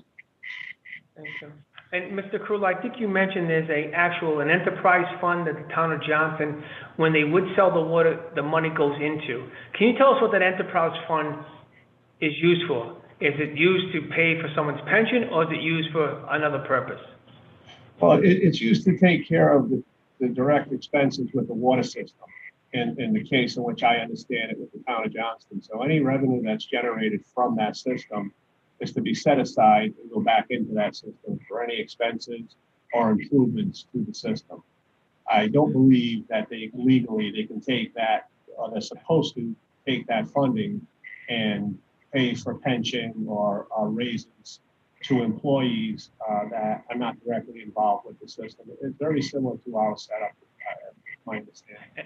And our enterprise fund is set up in a sense that the money that goes into there has to be utilized to be put back into the system to continue to maintain it and update. Is that correct, Mr. Carullo? The system and the employees from Providence Water. Yes, that's correct, Mr. Chairman. Thank you. Treasurer, did you have any, Mr. Cheverini, your hand is up, sir, City Solicitor?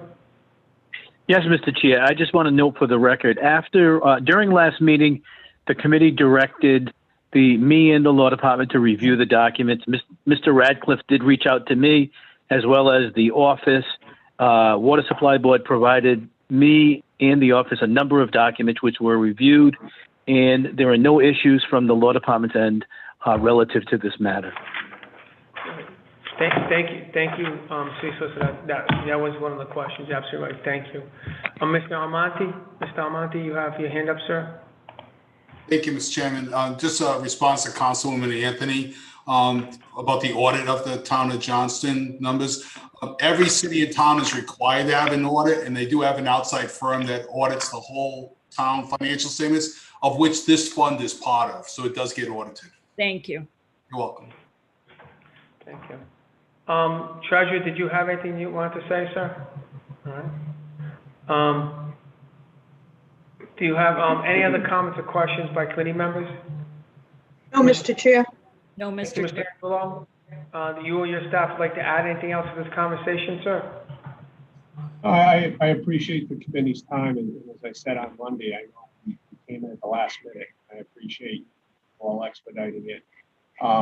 This is the work that we do. We don't consider this an issue whatsoever. We have 40 miles of main, 2 pump stations, and a storage tank we may not even keep. It'll help us stabilize the system. If it wasn't going to work to our benefit, we wouldn't be here this evening, Mr. Chairman. Great. All right. Thank you, Mr. Carullo. Anything else by committee members? Mr. Carullo and his company. All right. Then do we have a motion to recommend, I guess, is a motion to approve? Recommend approval to the full council, Mr. Clerk? Is that correct? I believe so, unless the treasurer has a different suggestion.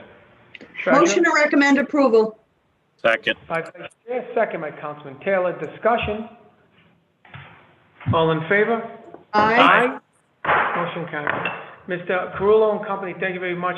We appreciate you explaining the process to us. We appreciate you actually, listening to the committee's concerns and providing additional information. I think it's very helpful. It seems at the end of the day, it's going to make Providence Water a stronger authority or a quasi-city agency. It's also going to have an opportunity continue the flow of good quality water to more Rhode Islanders, and hopefully they can expand throughout those states, because water is a resource, and water is something that everybody should have a right to, and have good quality water. So I want to thank you and your department, by the way, because you guys do a great job. Thank you. I appreciate the comments. Thank you, Mr. Chairman, and thank you to everyone on the committee. Greatly appreciated. Thank you. Thank you. Thank you all. Good evening. Thank you. You're welcome. Last on this night's agenda is item number 7. Madam Clerk, could you read it to the record? Oh, we have, I'm sorry? there's item 6. Hold on, item 6. I thought I did that one. Want to leave it dry? Oh, I'm sorry, my apologies. Sorry, another item on the order. Motion to take item number 6, please, Madam Clerk. So moved. I mean, by Vice Chair, second by Councilman Anthony. Discussion, all in favor? Aye. Madam Clerk, item number 6. Thank you, Mr. Clerk. Resolution requesting the tax assessor apply the homestead exemption to the property located on Assessor's Plat 94, Lot 724, 162 Guadalupe Drive for the years 2012 to 2020. Great, thank you. Internal Order, have you reviewed this one? Yes, sir, I have. And I guess Elise Perry is on the phone, is here with us, the tax assessor, is that correct? Why don't we just Yes. swear her in, and we can just get right to it, okay? Perry, could you, be sworn in by the... Ms. Perry, would you please raise your right hand as far as we can see, swear under penalty of perjury that the testimony you're about to give is the truth, the whole truth, and nothing but the truth to help you God? I do. Please state your name and title for the record. Elise Perry, City Assessor. Thank you. Ms. Perry, this item here, have you reviewed this request? I looked through the agenda packet. I know this item has an MLC included with the agenda on packet page 108. It does show the abatement amount for 2020, but then the resolution itself says from 2012 through 2020. So I just want a clarification. I'm not sure exactly the total amount of this abatement. Okay. Madam Order, can you just enlighten us, and so we can just get that squared and move on? Yes, I have an email from Dina Stone. She did do each year with the abatement, and I did a comparison. There's no total on hers, but I have a total of $15,350.16 as a total abatement to 2012. Okay. So the number would be, what is 15,000 what? 354.16. 16. So with that, could I have a motion to amend this resolution to at least state the number? I presume we have to put the number, is that correct, Madam Clerk? I mean, Madam Auditor? Should we put the number, or just, we're fine? I think you're fine. I think it would be fine just abating it based on the homestead or the owner occupied exemption. Our numbers match, so it would come out the same. Okay, so it'd be the same, okay, so we don't have to make any changes, all right. It's a question, Mr. Chair. Vice Chair. Will it, again, just the format of the resolution, it references apply the homestead exemption to the property located for the years 2012 through 2020. There was not a homestead exemption, in my understanding, for some of the years in that period. So it is that correct? Am I correct? It's just the wording of it. Yeah. There was owner occupied at the time. If there was not a homestead exemption, there was owner occupied. The structure of the language is, it's a bit off. So should we say homestead exemption or owner occupied for those years? This way we're covered? Homestead or owner occupied exemption. Yeah. Do that? All right. So could I entertain a motion to amend item number 6 to say where it says homestead exemption, right after say and/or owner occupied exemption? So moved. Second. By Vice Chair. Second by Councilman Anthony, Councilman Taylor. Discussion? All in favor? Okay. Madam Clerk, Mr. Clerk, do you have that change in the document? We do. Thank you. All right. Any other further questions or comments on this matter? Yes, what happened that this person didn't get the homestead exemption or the owner occupied exemption during that period? How did they slip through the cracks? Did they not apply? What's the reason that they weren't granted the appropriate exemption. Chairman, this is Elise. If you don't mind, I'd like to have my office look into this a bit further. From my understanding is they did not apply for the homestead exemption until 2020. Typically, requests end up going to council when they're seeking an adjustment beyond the current year. By ordinance, we are allowed to adjust the current year for them. And this particular taxpayer, I guess, wanted to go back to 2012. Personally, the view from my office is this is probably not the greatest precedent to be setting because each year tax bills are mailed to taxpayers with a notification on there letting them know that tax homestead exemptions or owner occupied rates are available. And they can appeal that bill each year or apply for it as soon as they realize they do not have it. I would like to look into the details surrounding this one and why this taxpayer hadn't applied for the exemption going back to 2012. Committee members? I recommend that we continue it. Make a motion to continue. Motion to continue this item? Yes, please. Councilman Hanson makes that motion. Second? Are we done? Are we done with asking questions, Mr. Chair? Oh, no, I'm sorry. I guess I'm sorry. So don't second it. You got to follow, Councilman Ryan, I have one further question, Mr. Chair, if I may.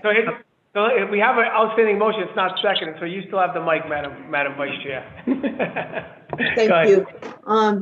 My question is, do we have a precedent for granting the exemptions for so many years past? I thought that there was we go back 2 years, or is there a precedent that has been set for going back in time? Or is there no precedent and it's based on the need or the circumstance? I would just like to know that. I've personally only ever seen 2 years going back. I can check with my deputy in the years that I was not present in the city, but I personally only have ever seen 2 years. Okay. I'm satisfied, Mr. Chair, and I do think that it's appropriate for us to continue in order to allow further evaluation. Okay, so Mr. Mancini wants to say something. I think then Mr. Lombardi, the treasurer, wants to say something. Mr. Mancini. So, Mr. Chairman, as a follow-up to the questions that were asked by the leader and the information provided by the assessor, while the assessor returned to the city just last year as well, I do recall that if that was a precedent, the policy was the current year, because the year is still in motion, and the year prior when the owner was either not aware of it at the time of a purchase, which can be somewhat confusing. But I'm concerned that this does go back 8 years and the owner did not step forward, whether it's a lack of knowledge or not. We have not ever, to my knowledge, made this exception. And I'm not saying that to be punitive. I'm simply saying that because, as the assessor stated, it could cause an unruly precedent, despite the fact that it's sponsored by a council resolution. I'd like to be more accurate. I think we should give the assessor the opportunity to review that. So, Mr. Treasurer? May I just ask that the tax assessor also give an opinion on the validity of a homestead going back? Just to make sure that this person lived in the residence, whatever the requirement is. Again, not saying whether, she agrees with it or not, other than, should the person have received the homestead had they properly applied during these years? Sure. Okay. Thank you. Any other comments or questions?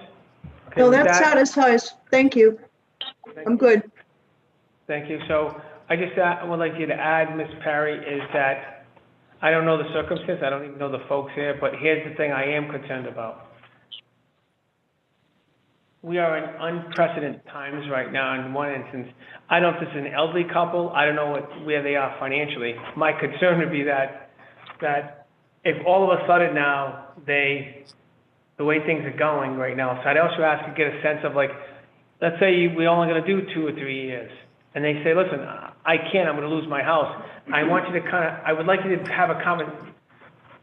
I don't think we should talk about on the record per se, but I'd like you to at least have that kind of, that's a subjective conversation I think you at least need to have with these folks. I don't know who they are, but the last thing I would do, I'll be honest with you, is that if they need this relief in order to maintain their house, that's something we should consider.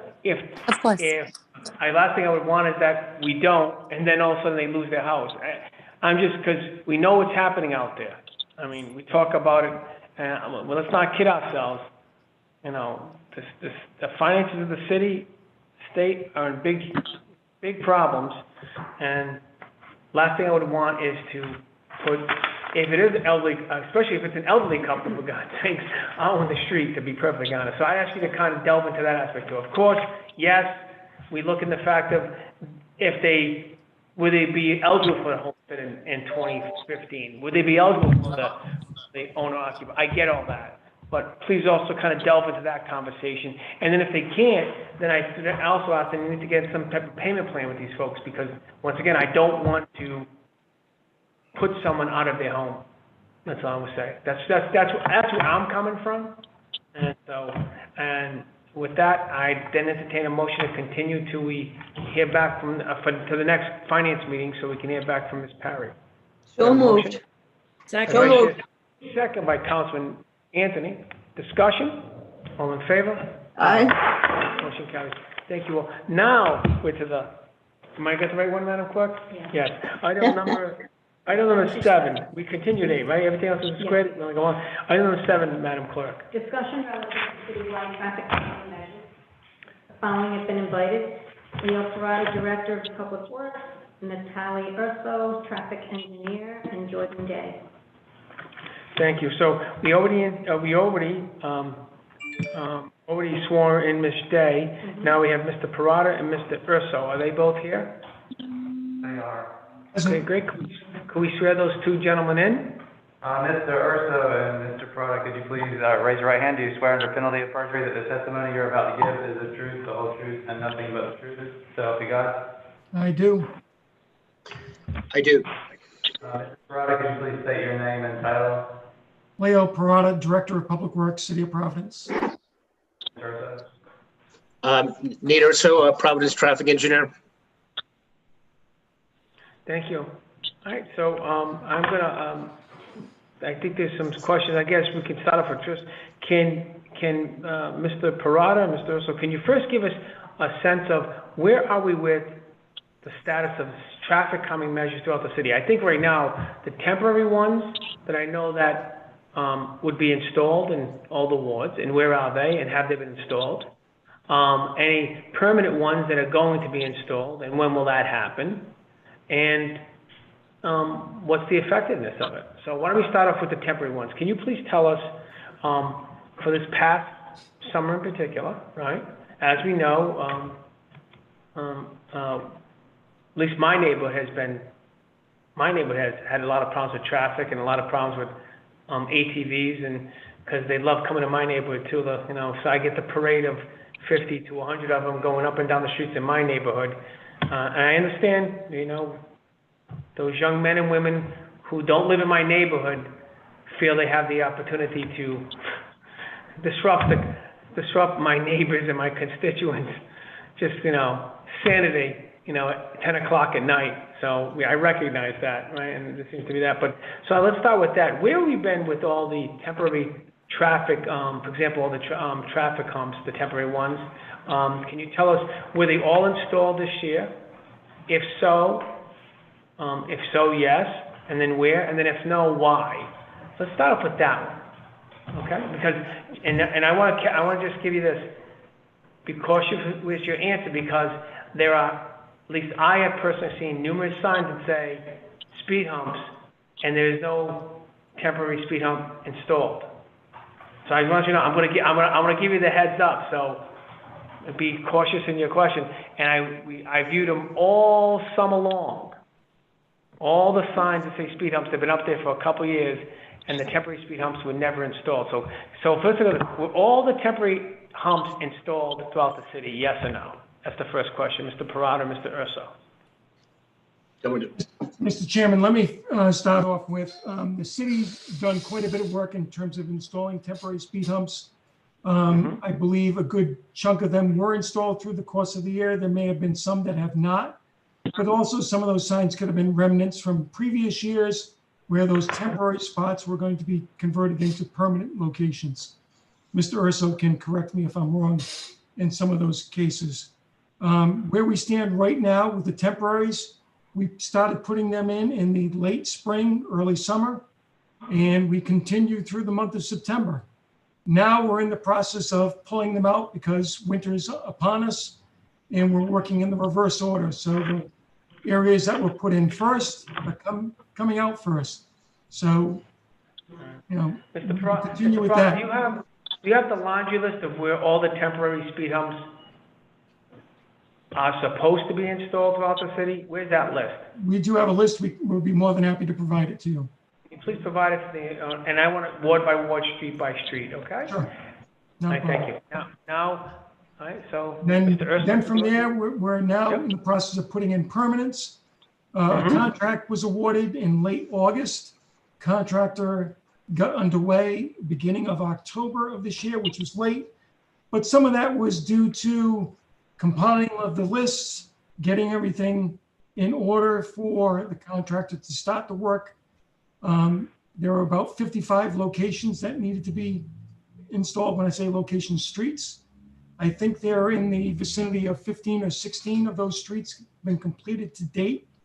But unfortunately, in the beginning of November, the contractor was hit with COVID. His crews were infected, and he's been pretty much been unable to perform the work.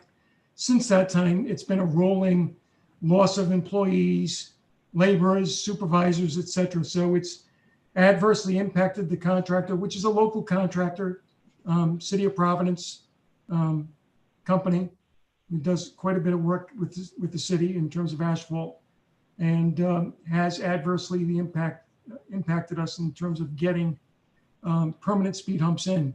Whether we'll be able to get any additional ones in before the weather turns is questionable at best, because, as you may understand, Mr. Chairman, paving of the street, as DOT and City of Providence does through contractors, that's one component that is a little bit different than putting in a speed hump. The speed hump, you're layering, you're shaping, it's above the ground.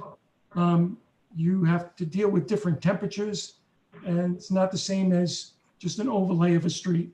So we don't want to have a speed hump that's going to go in that may be substandard or defective and not withstand the winter months and be a problem for us come next spring. Mr. Parada, can you provide the list of locations of where the permanent speed humps have been installed and where the other ones will be installed? Sure, we have that list as well. Be happy to provide it. Yep. And can you also provide the name of the contractor?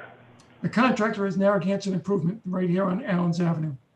So, and one other thing, was part of the contract for the contractor to do neck downs or you know, making the roads smaller and also striping, you know, making parking on one side or the other. Is that part of the traffic calming measures to be installed?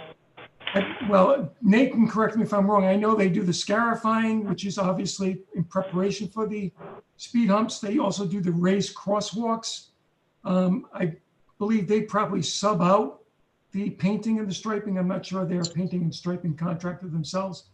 Nate can correct me if I'm wrong on that. Mr. Urso, do you have the striping? Because usually the striping is important, like where they do the crosswalks, and then where you know, part of traffic calming measures, they'll stagger the parking on different sides of the street. Do you have the locations of the striping of those streets for that type of traffic calming measure? Do you have and then is that happening, and when will it?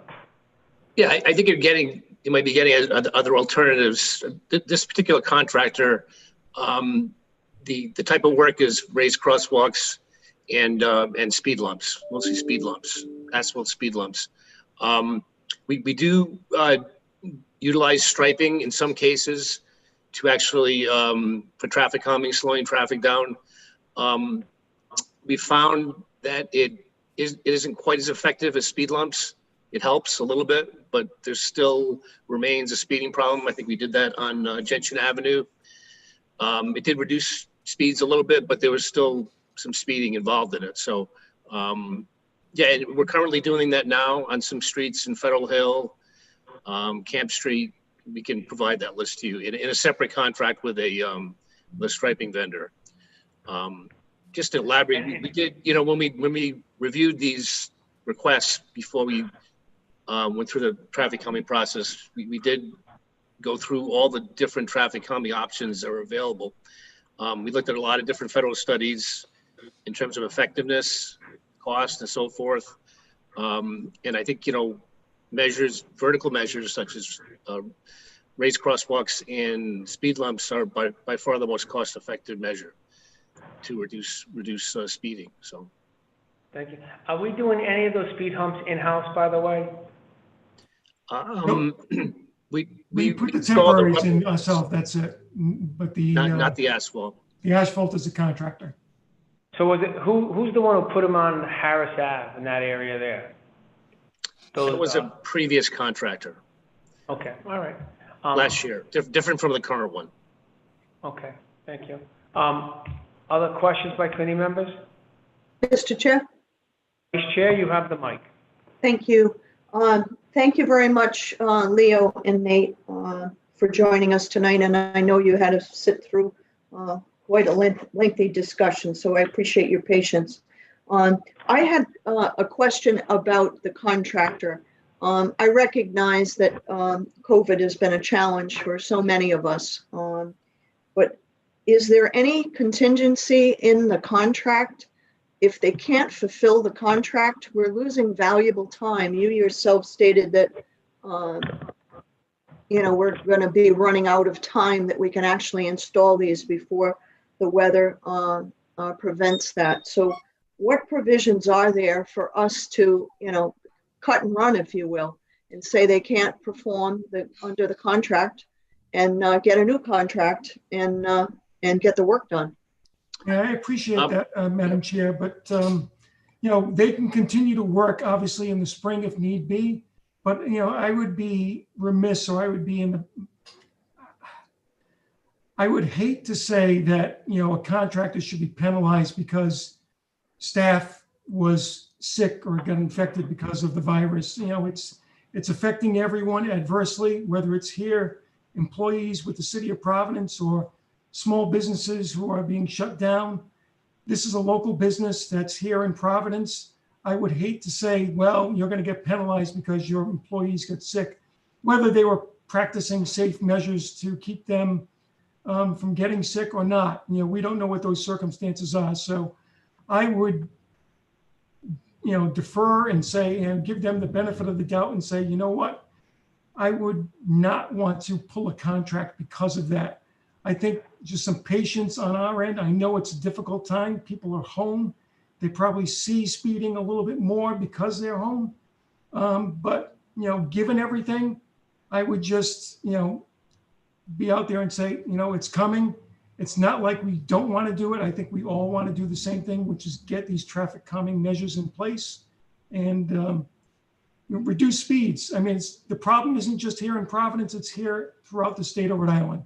And I think the efforts that are being made by the administration, by this council, should be applauded. And I think that, you know, pulling the rug out from the contractor at this time, given the circumstances, would not be wise to do. If the circumstances were different, if it was something that, you know, he fell down on the job and didn't perform because of some reasons that he couldn't do it on his own, I would look at it differently. But I think given the circumstances, I view it with a little more compassion.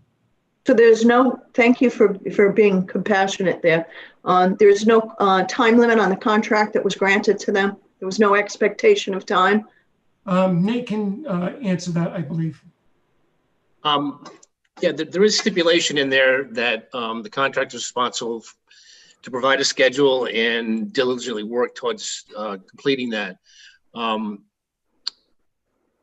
so I think, you know, when he was on the job, he was very efficient and he did get quite a bit done. So, you know, just, you know, to reiterate what Leo said, I mean, what's the alternative is to start over and get another contractor. I don't think that would help us in terms of time.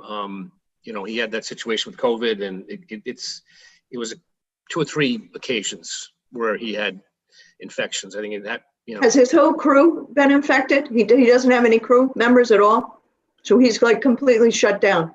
Is that what you're saying? So I think, Nate, didn't you, you'll speak to this, I'm assuming, but I think you reported that there was an early infection with their crew, and so they had to quarantine at the beginning of the month, and then there were multiple positive cases again at the middle of the month, which made everyone have to quarantine again? I know there were 2, and we think there may have been a 3rd. We're trying to get some confirmation on that, where various people were infected. And then when okay, I don't need to get too deep in. Yeah. So are they working at all? Are they doing any work at all anywhere in the city? Do they have any crews that are operational? Excuse me? They are doing some non-asphalt work because it was basically their asphalt crew and their milling crew that were infected. They're doing some signing and striping work. So so I've got a street that's half done, which is the reason that I'm a little concerned, and I've expressed that to, I believe, you, Nate. I've expressed that to Leo, as well as I've called Jordan. I haven't had the privilege of having a lengthy discussion with Jordan on topic, but my concern is they're not completed, they're half done, and more importantly, for safety reasons, they're not striped at all. So you also testified that the striping was subbed out. So but now you're saying they do striping. So what is it? Is the contractor that we engaged? I understand that they have challenged by COVID. I get that. I'm sensitive to that. We all are. There's work that's half done. They're under contract to perform. And the striping, to me, is a public safety issue. So what are we doing on that topic? And when will Whitford Avenue be done? Well, to speak to the striping, yes, there is a sub, the general contractor, Narragansett Improvement. Subbing that out. Well, that's good. And I know the striping isn't going as fast as like it. I'll try to expedite that as much as we can. Thank you. I think you know. So the Narragansett doesn't do any striping of the crosswalks that they put in. They're going to sub out. Somebody else will come in and do it. Correct? That's what you just said. Yeah, okay, great. They've done some. Okay. You know, I think the most important thing is that there's a sign there so people know it. Ideally, we'd like to have some striping there. Signs are disappearing, Nate, for some reason. Are they not fixed signs, or are they just tripods? Yeah, they were required to, if the permanent sign was not going to be installed at the time of starting the speed lump or the raised crosswalk, they had to put temporary signs up.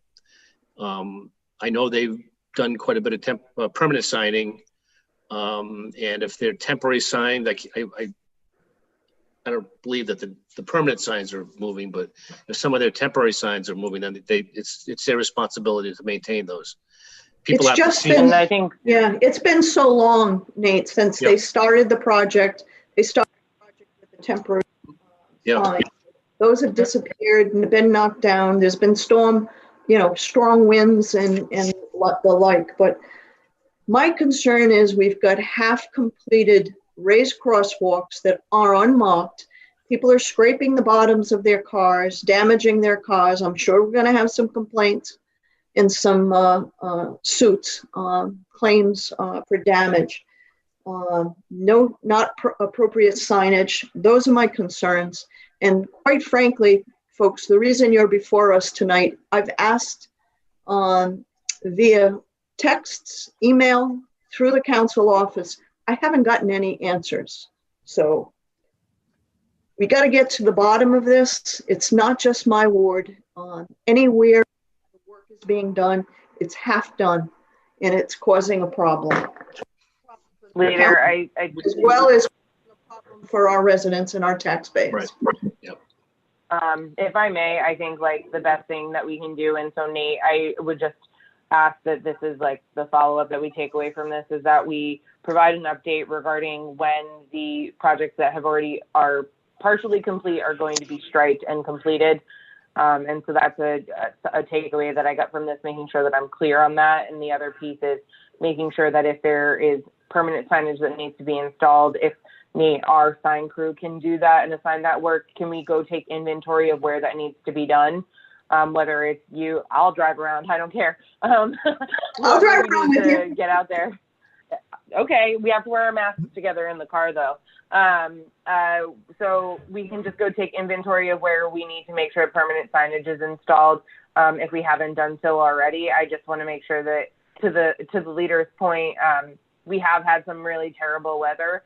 And so knowing that, I mean, we had one crazy storm yesterday with all that rain. So I'm sure that signs have shifted or moved over time. And so just being mindful of that would be the right thing to do, especially while we're working with this contractor, understanding that they're dealing with unusual circumstances as we're all figuring out how this world works. I think that feels like the right thing to do. And it sounds like that's the ask of us. So, and that feels like the right thing to do. Great. So Nate had indicated that there was a schedule connected to the contract. I'd like to see what that schedule is, and I would like to see a genuine effort to hold the contractor to the schedule. We have expectations of the work that, you know, we'd like to see it done or a reasonable time. I know that Nate has the draft schedule, and maybe he'll add more to this, but sorry about that. Nate may add to this, but we are at a point where we're working with the PPVA to discussing the status of this contract. We want to make sure that we're able to get this work done. We want to make sure that we're able to execute it. And so that's something that's in progress, especially given the feedback that we've heard from community members about making sure that we are completing projects in a timely fashion. Thank you. Thank you, Mr. Chair. I'm all set. As long as we get those deliverables. So what I would suggest is, if there's any other comments, questions by committee members? All right. So what I would suggest, why don't we continue item number 8 to the next, continue the matter, and then we can bring them before. Number 7. No, number 7. I'm sorry. Continue item number 7, and then for the deliverables to be delivered, and then we can have a discussion if we have to. How's that sound? Okay. So moved. Motion continue based on the deliverables by Vice Chair, second by Councilman Anthony. Discussion? Discussion, Councilman Chief Taylor. Chief Taylor? No, actually, no, not on this issue. I gotta ask something quick. You can go for now. I want to raise my hand before you shot through. Yes, sir. Okay. So, any other comment, any more discussion on this item? With that, all in favor? Aye. Aye. Aye. Mr. Parada, Mr. Urso, Ms. Day, thank you, by the way, for participating. We appreciate your help and your enlightening us how this process is working and going. Councilman Chief Taylor, you have the mic, sir. Yes, before we end, I didn't want to bring up something and have people wait. I don't think that's appropriate when things are on the agenda to have people have to wait, and I don't want to be lengthy. But I do have a question for the CFO, if he's still on. Larry Mancini. Mr. Mancini, are you here, sir? Mr. Mancini, Council Chief Taylor, you have the mic, sir? You have to unmute Mr. Mancini, I think. So I guess I have 2 questions that concern me. One was, I asked, I don't know, probably it was at least 2 meetings ago that you weren't here. I asked Sarah Silveri about, are we paying, and I know it's going back, and I know we continued it, but I want to ask this. Are we paying any temporary positions at this point in time today? To my let me throw something out before you even answer. To my understanding, we are paying still 2 people per community center, not community center, I'm sorry, recreation center. 2 people that are temporaries per recreation center are getting paid. And I specifically asked about the people that were in City Hall taking temperatures. Are they temporary and are they getting paid? So, Councilman, I would rather check with Ms. Silveria, if not her, then the HR director, and I'd be happy to get an answer to the internal auditor tomorrow. Okay. And my second question is, I was a little upset today, and I'm not sure if my colleagues saw it, about that we've been talking on this, as the chairman says, that the city's in trouble. And I'm not sure the administration is on the same page as thinking that we're in trouble, because I saw 13 positions that are coming out for bid tomorrow. I know we haven't passed the common class. Some of the positions I didn't even see listed in the common class. I'm just wondering, like for an example, and I know it's a union position, but Public Works is a cement finisher. I don't know why we're hiring them in December. I give it the example, like we'll be hiring a chairlift at a ski resort in July. You know what I mean? The person's not going to work. They're going to be staying home or be on furlough. And I don't understand what part the administration doesn't get that we're in trouble as far as finances wise when we list 13 positions. I don't get. Can you explain that to me, Mr. Mancini? I can at least reply, Councilman and members of the committee, that I would agree that the city's finances are still delicate, given that we don't have an adopted state or city budget. And we are still operating under as far as finance is concerned, under essential spend only and hiring freeze. I'd be happy to check with the HR department to determine what rationale was used to post those positions. And I guess my final question is, because then it got kicked around, was what are we paying the Commissioner of Public Safety today per year? I believe we're working off of continuing authority without a adopted FY21 budget. We're paying him at the rate of compensation as the acting fire chief. Okay, so as you know, the city charter says that you can act for 90 days. Is that correct? That is correct. So I believe he's been acting for going on almost 5 years now. Is that correct? To my knowledge, yes. Okay, so what is the administration, aka you, doing about violating the city charter for 90 days? So as to the position of acting fire chief, which was meant last year in combination with the commissioner's salary, it was meant to keep the commissioner's salary at a level of compensation associated with the commissioner. We have not, to this date, sought an opinion on that, and I would refer that matter to the law department. So next year, he has 10 years vested in the city, correct? You might not know that, but yes, that is correct. I don't know his entry date or start date. I'm sorry.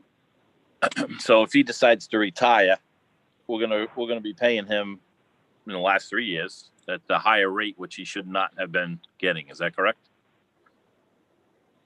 Again, I would defer that matter to the law department to give advice on that. But if his final calculation is based on compensation that was paid to him, it would be presumed to be calculated on the highest 4 years of the last 10 years as final average compensation. Right, which would be 165,000 at 4 years. My question is, the administration, I don't think they get it, and you're part of the administration, that the pension system is in trouble. And here we are going to be paying someone if they leave next year, which they can. They get to 10 years. I don't know if he's going to leave or not, but he's going to leave and get a $40,000 bump for the last 4 years that he shouldn't have got. And we already know the pension system's in trouble. And then, add on all these other positions that we're in trouble. I don't get what the administration doesn't get. Like this is not like this is kicking a can down the road and nobody's addressing it. I mean, I shouldn't say nobody's addressing it, because the finance chair has addressed it every time someone came in department head came in. He asked every person, what did the administration say? And they all said, oh, they want a 30% cut. when we got to human resources, they were adding about 50%. There was no cut. Not one department came in front of us with a cut. And then now we're adding positions. We're paying someone out. We know there's a problem. You just answered my question. You know the charter. It's 90 days. And we're paying someone $40,000 more for the last 5 years. And then they retire and it goes into their pension system. So I don't see how it's fair to the people that are out there working every day doing the thing. But I just don't get what the city administration does not get, that we're in trouble. And we're going to hire people to stay home or go furlough. That makes no sense. So I just want to thank Chairman. I want to put it on the record. I'm not going to get an answer. I didn't expect to get an answer from the administration. And they kicked the can down to the next meeting, and I still won't get an answer. But I thank you for giving me the time. Thank you. Chief, before Mr. Mancini, Mr. Cheverini, City Solicitor, could you put together a legal position on that inquiry about the 90-day, the city charter serving acting for 90 days, and what does that all mean? And does someone who's serving acting, does that acting position translate into additional pension benefits? Mr. Cheverini, would you, are you there, sir? Yes, Mr. Chair, I'm here. So what I'm looking for is this. First, can you put together a legal position paper, City Solicitor's Office, explaining the legality of the city charter statement of an acting position can only stay there for 90 days, number one. What does that mean? And if it can go beyond 90 days, regardless what the charter says. And number two, if a person is serving in acting capacity, whether it's 90 days or in this case, as the chief and councilman mentioned for years, does the acting capacity trigger additional pension benefits? Do you understand the question? I understand it, and I can tell you off the top of my head, knowing the retirement ordinance as I do, it talks about compensation. And if an individual was compensated in the acting capacity, they would accumulate the additional pension credits at that additional rate, even though it's in an acting capacity.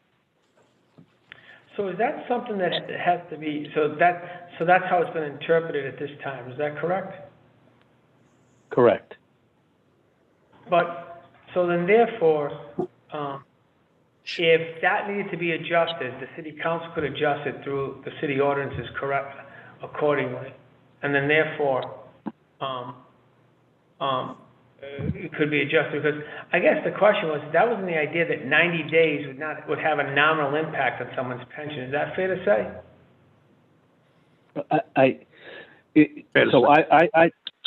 I would defer to Mr. Mancini. If I may. Mancini, sir? Yeah, so Mr. Chairman, let me start with your question, and then I would like to address Councilman Taylor, if I may, with due respect. The acting compensation is similar to what's known as out-of-rank compensation, particularly associated with members of any bargaining unit when they work in a capacity greater than the job that they were engaged in because there was a vacancy in the department or there was a need to fill.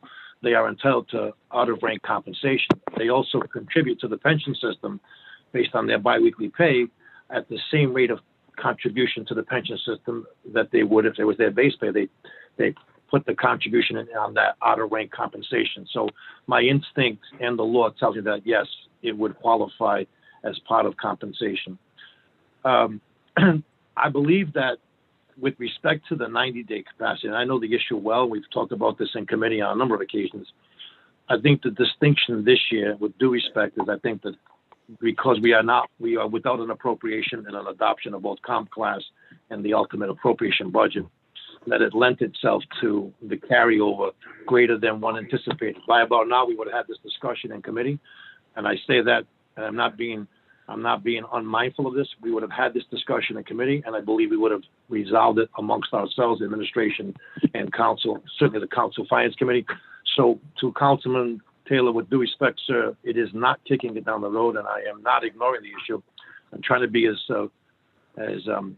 forthright as possible to give you that appropriate answer. I am well acquainted with the ordinances that are governed by the city, and we have, despite the inquiry, we have done everything required of a good administration on the home front associated with managing the city's finances and being mindful of the city's finances regularly. So while I know they'll talk about that more at the appropriate time, I am and will look into his questions earlier about the temp employees and the 13 postings. I'm certain that HR has a proper documentation for those 2 questions. And I, again, will defer to the city solicitor with respect to the question associated with more than 90 days in an acting capacity and the impact on the final compensation. But that's my opinion for the record, sir. Thank you. So could I prevail upon Mr. Mancini, Mr. Cheverini for the next finance meeting?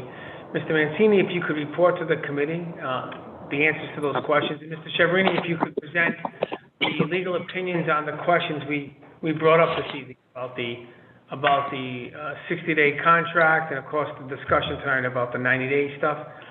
And we'd like you to put forth the legal opinion in writing on those issues. Okay, sir? Certainly, will do. Thank you. Councilman Chief Taylor, sir? Yes, I just want to. You have the mic. You have the mic. Okay, thank you. I just want to reiterate that I know that that he will, or that person, whatever, the commissioner will get it, because I know working with the fire department. But we're also talking about qualification versus unqualified. My opinion, and I've said it all along, we need a fire chief. Matter of fact, last time we met, if people remember in the finance, I took the fire chief out. And then the administration told me that, oh, we're going to hire a fire chief, we'll get someone in line, yada, yada, yada, and all this. Then the letter came out with the council president and all that. It was a big, fiasco. Here we are a year later, there's no chief. The administration disregards the city charter, has disregarded the city charter, not only under this issue, but other issues. And also, we know that there's a financial problems. And I believe you yourself, Mr. Mancini, with no disrespect, and the administration has looked the other way on this. And this person's going to retire with a second pension, larger than what he or she deserves. All because the 90-day, and ever since I've been here, I've been beating the drum about the 90-day thing and about how we need a fire chief. And today it still hasn't been addressed, and it won't get addressed. And the finances are in trouble, as well as the positions that have been put out today. So I disagree with what you say as far as, doing it. I know he can get the money because he's acting out of rank, but he's also non-union, and non-union is the administration's fault. They should be looking at that, where the others who are acting are the ones that it's in the contract. So the administration's fault because it's a non-union position.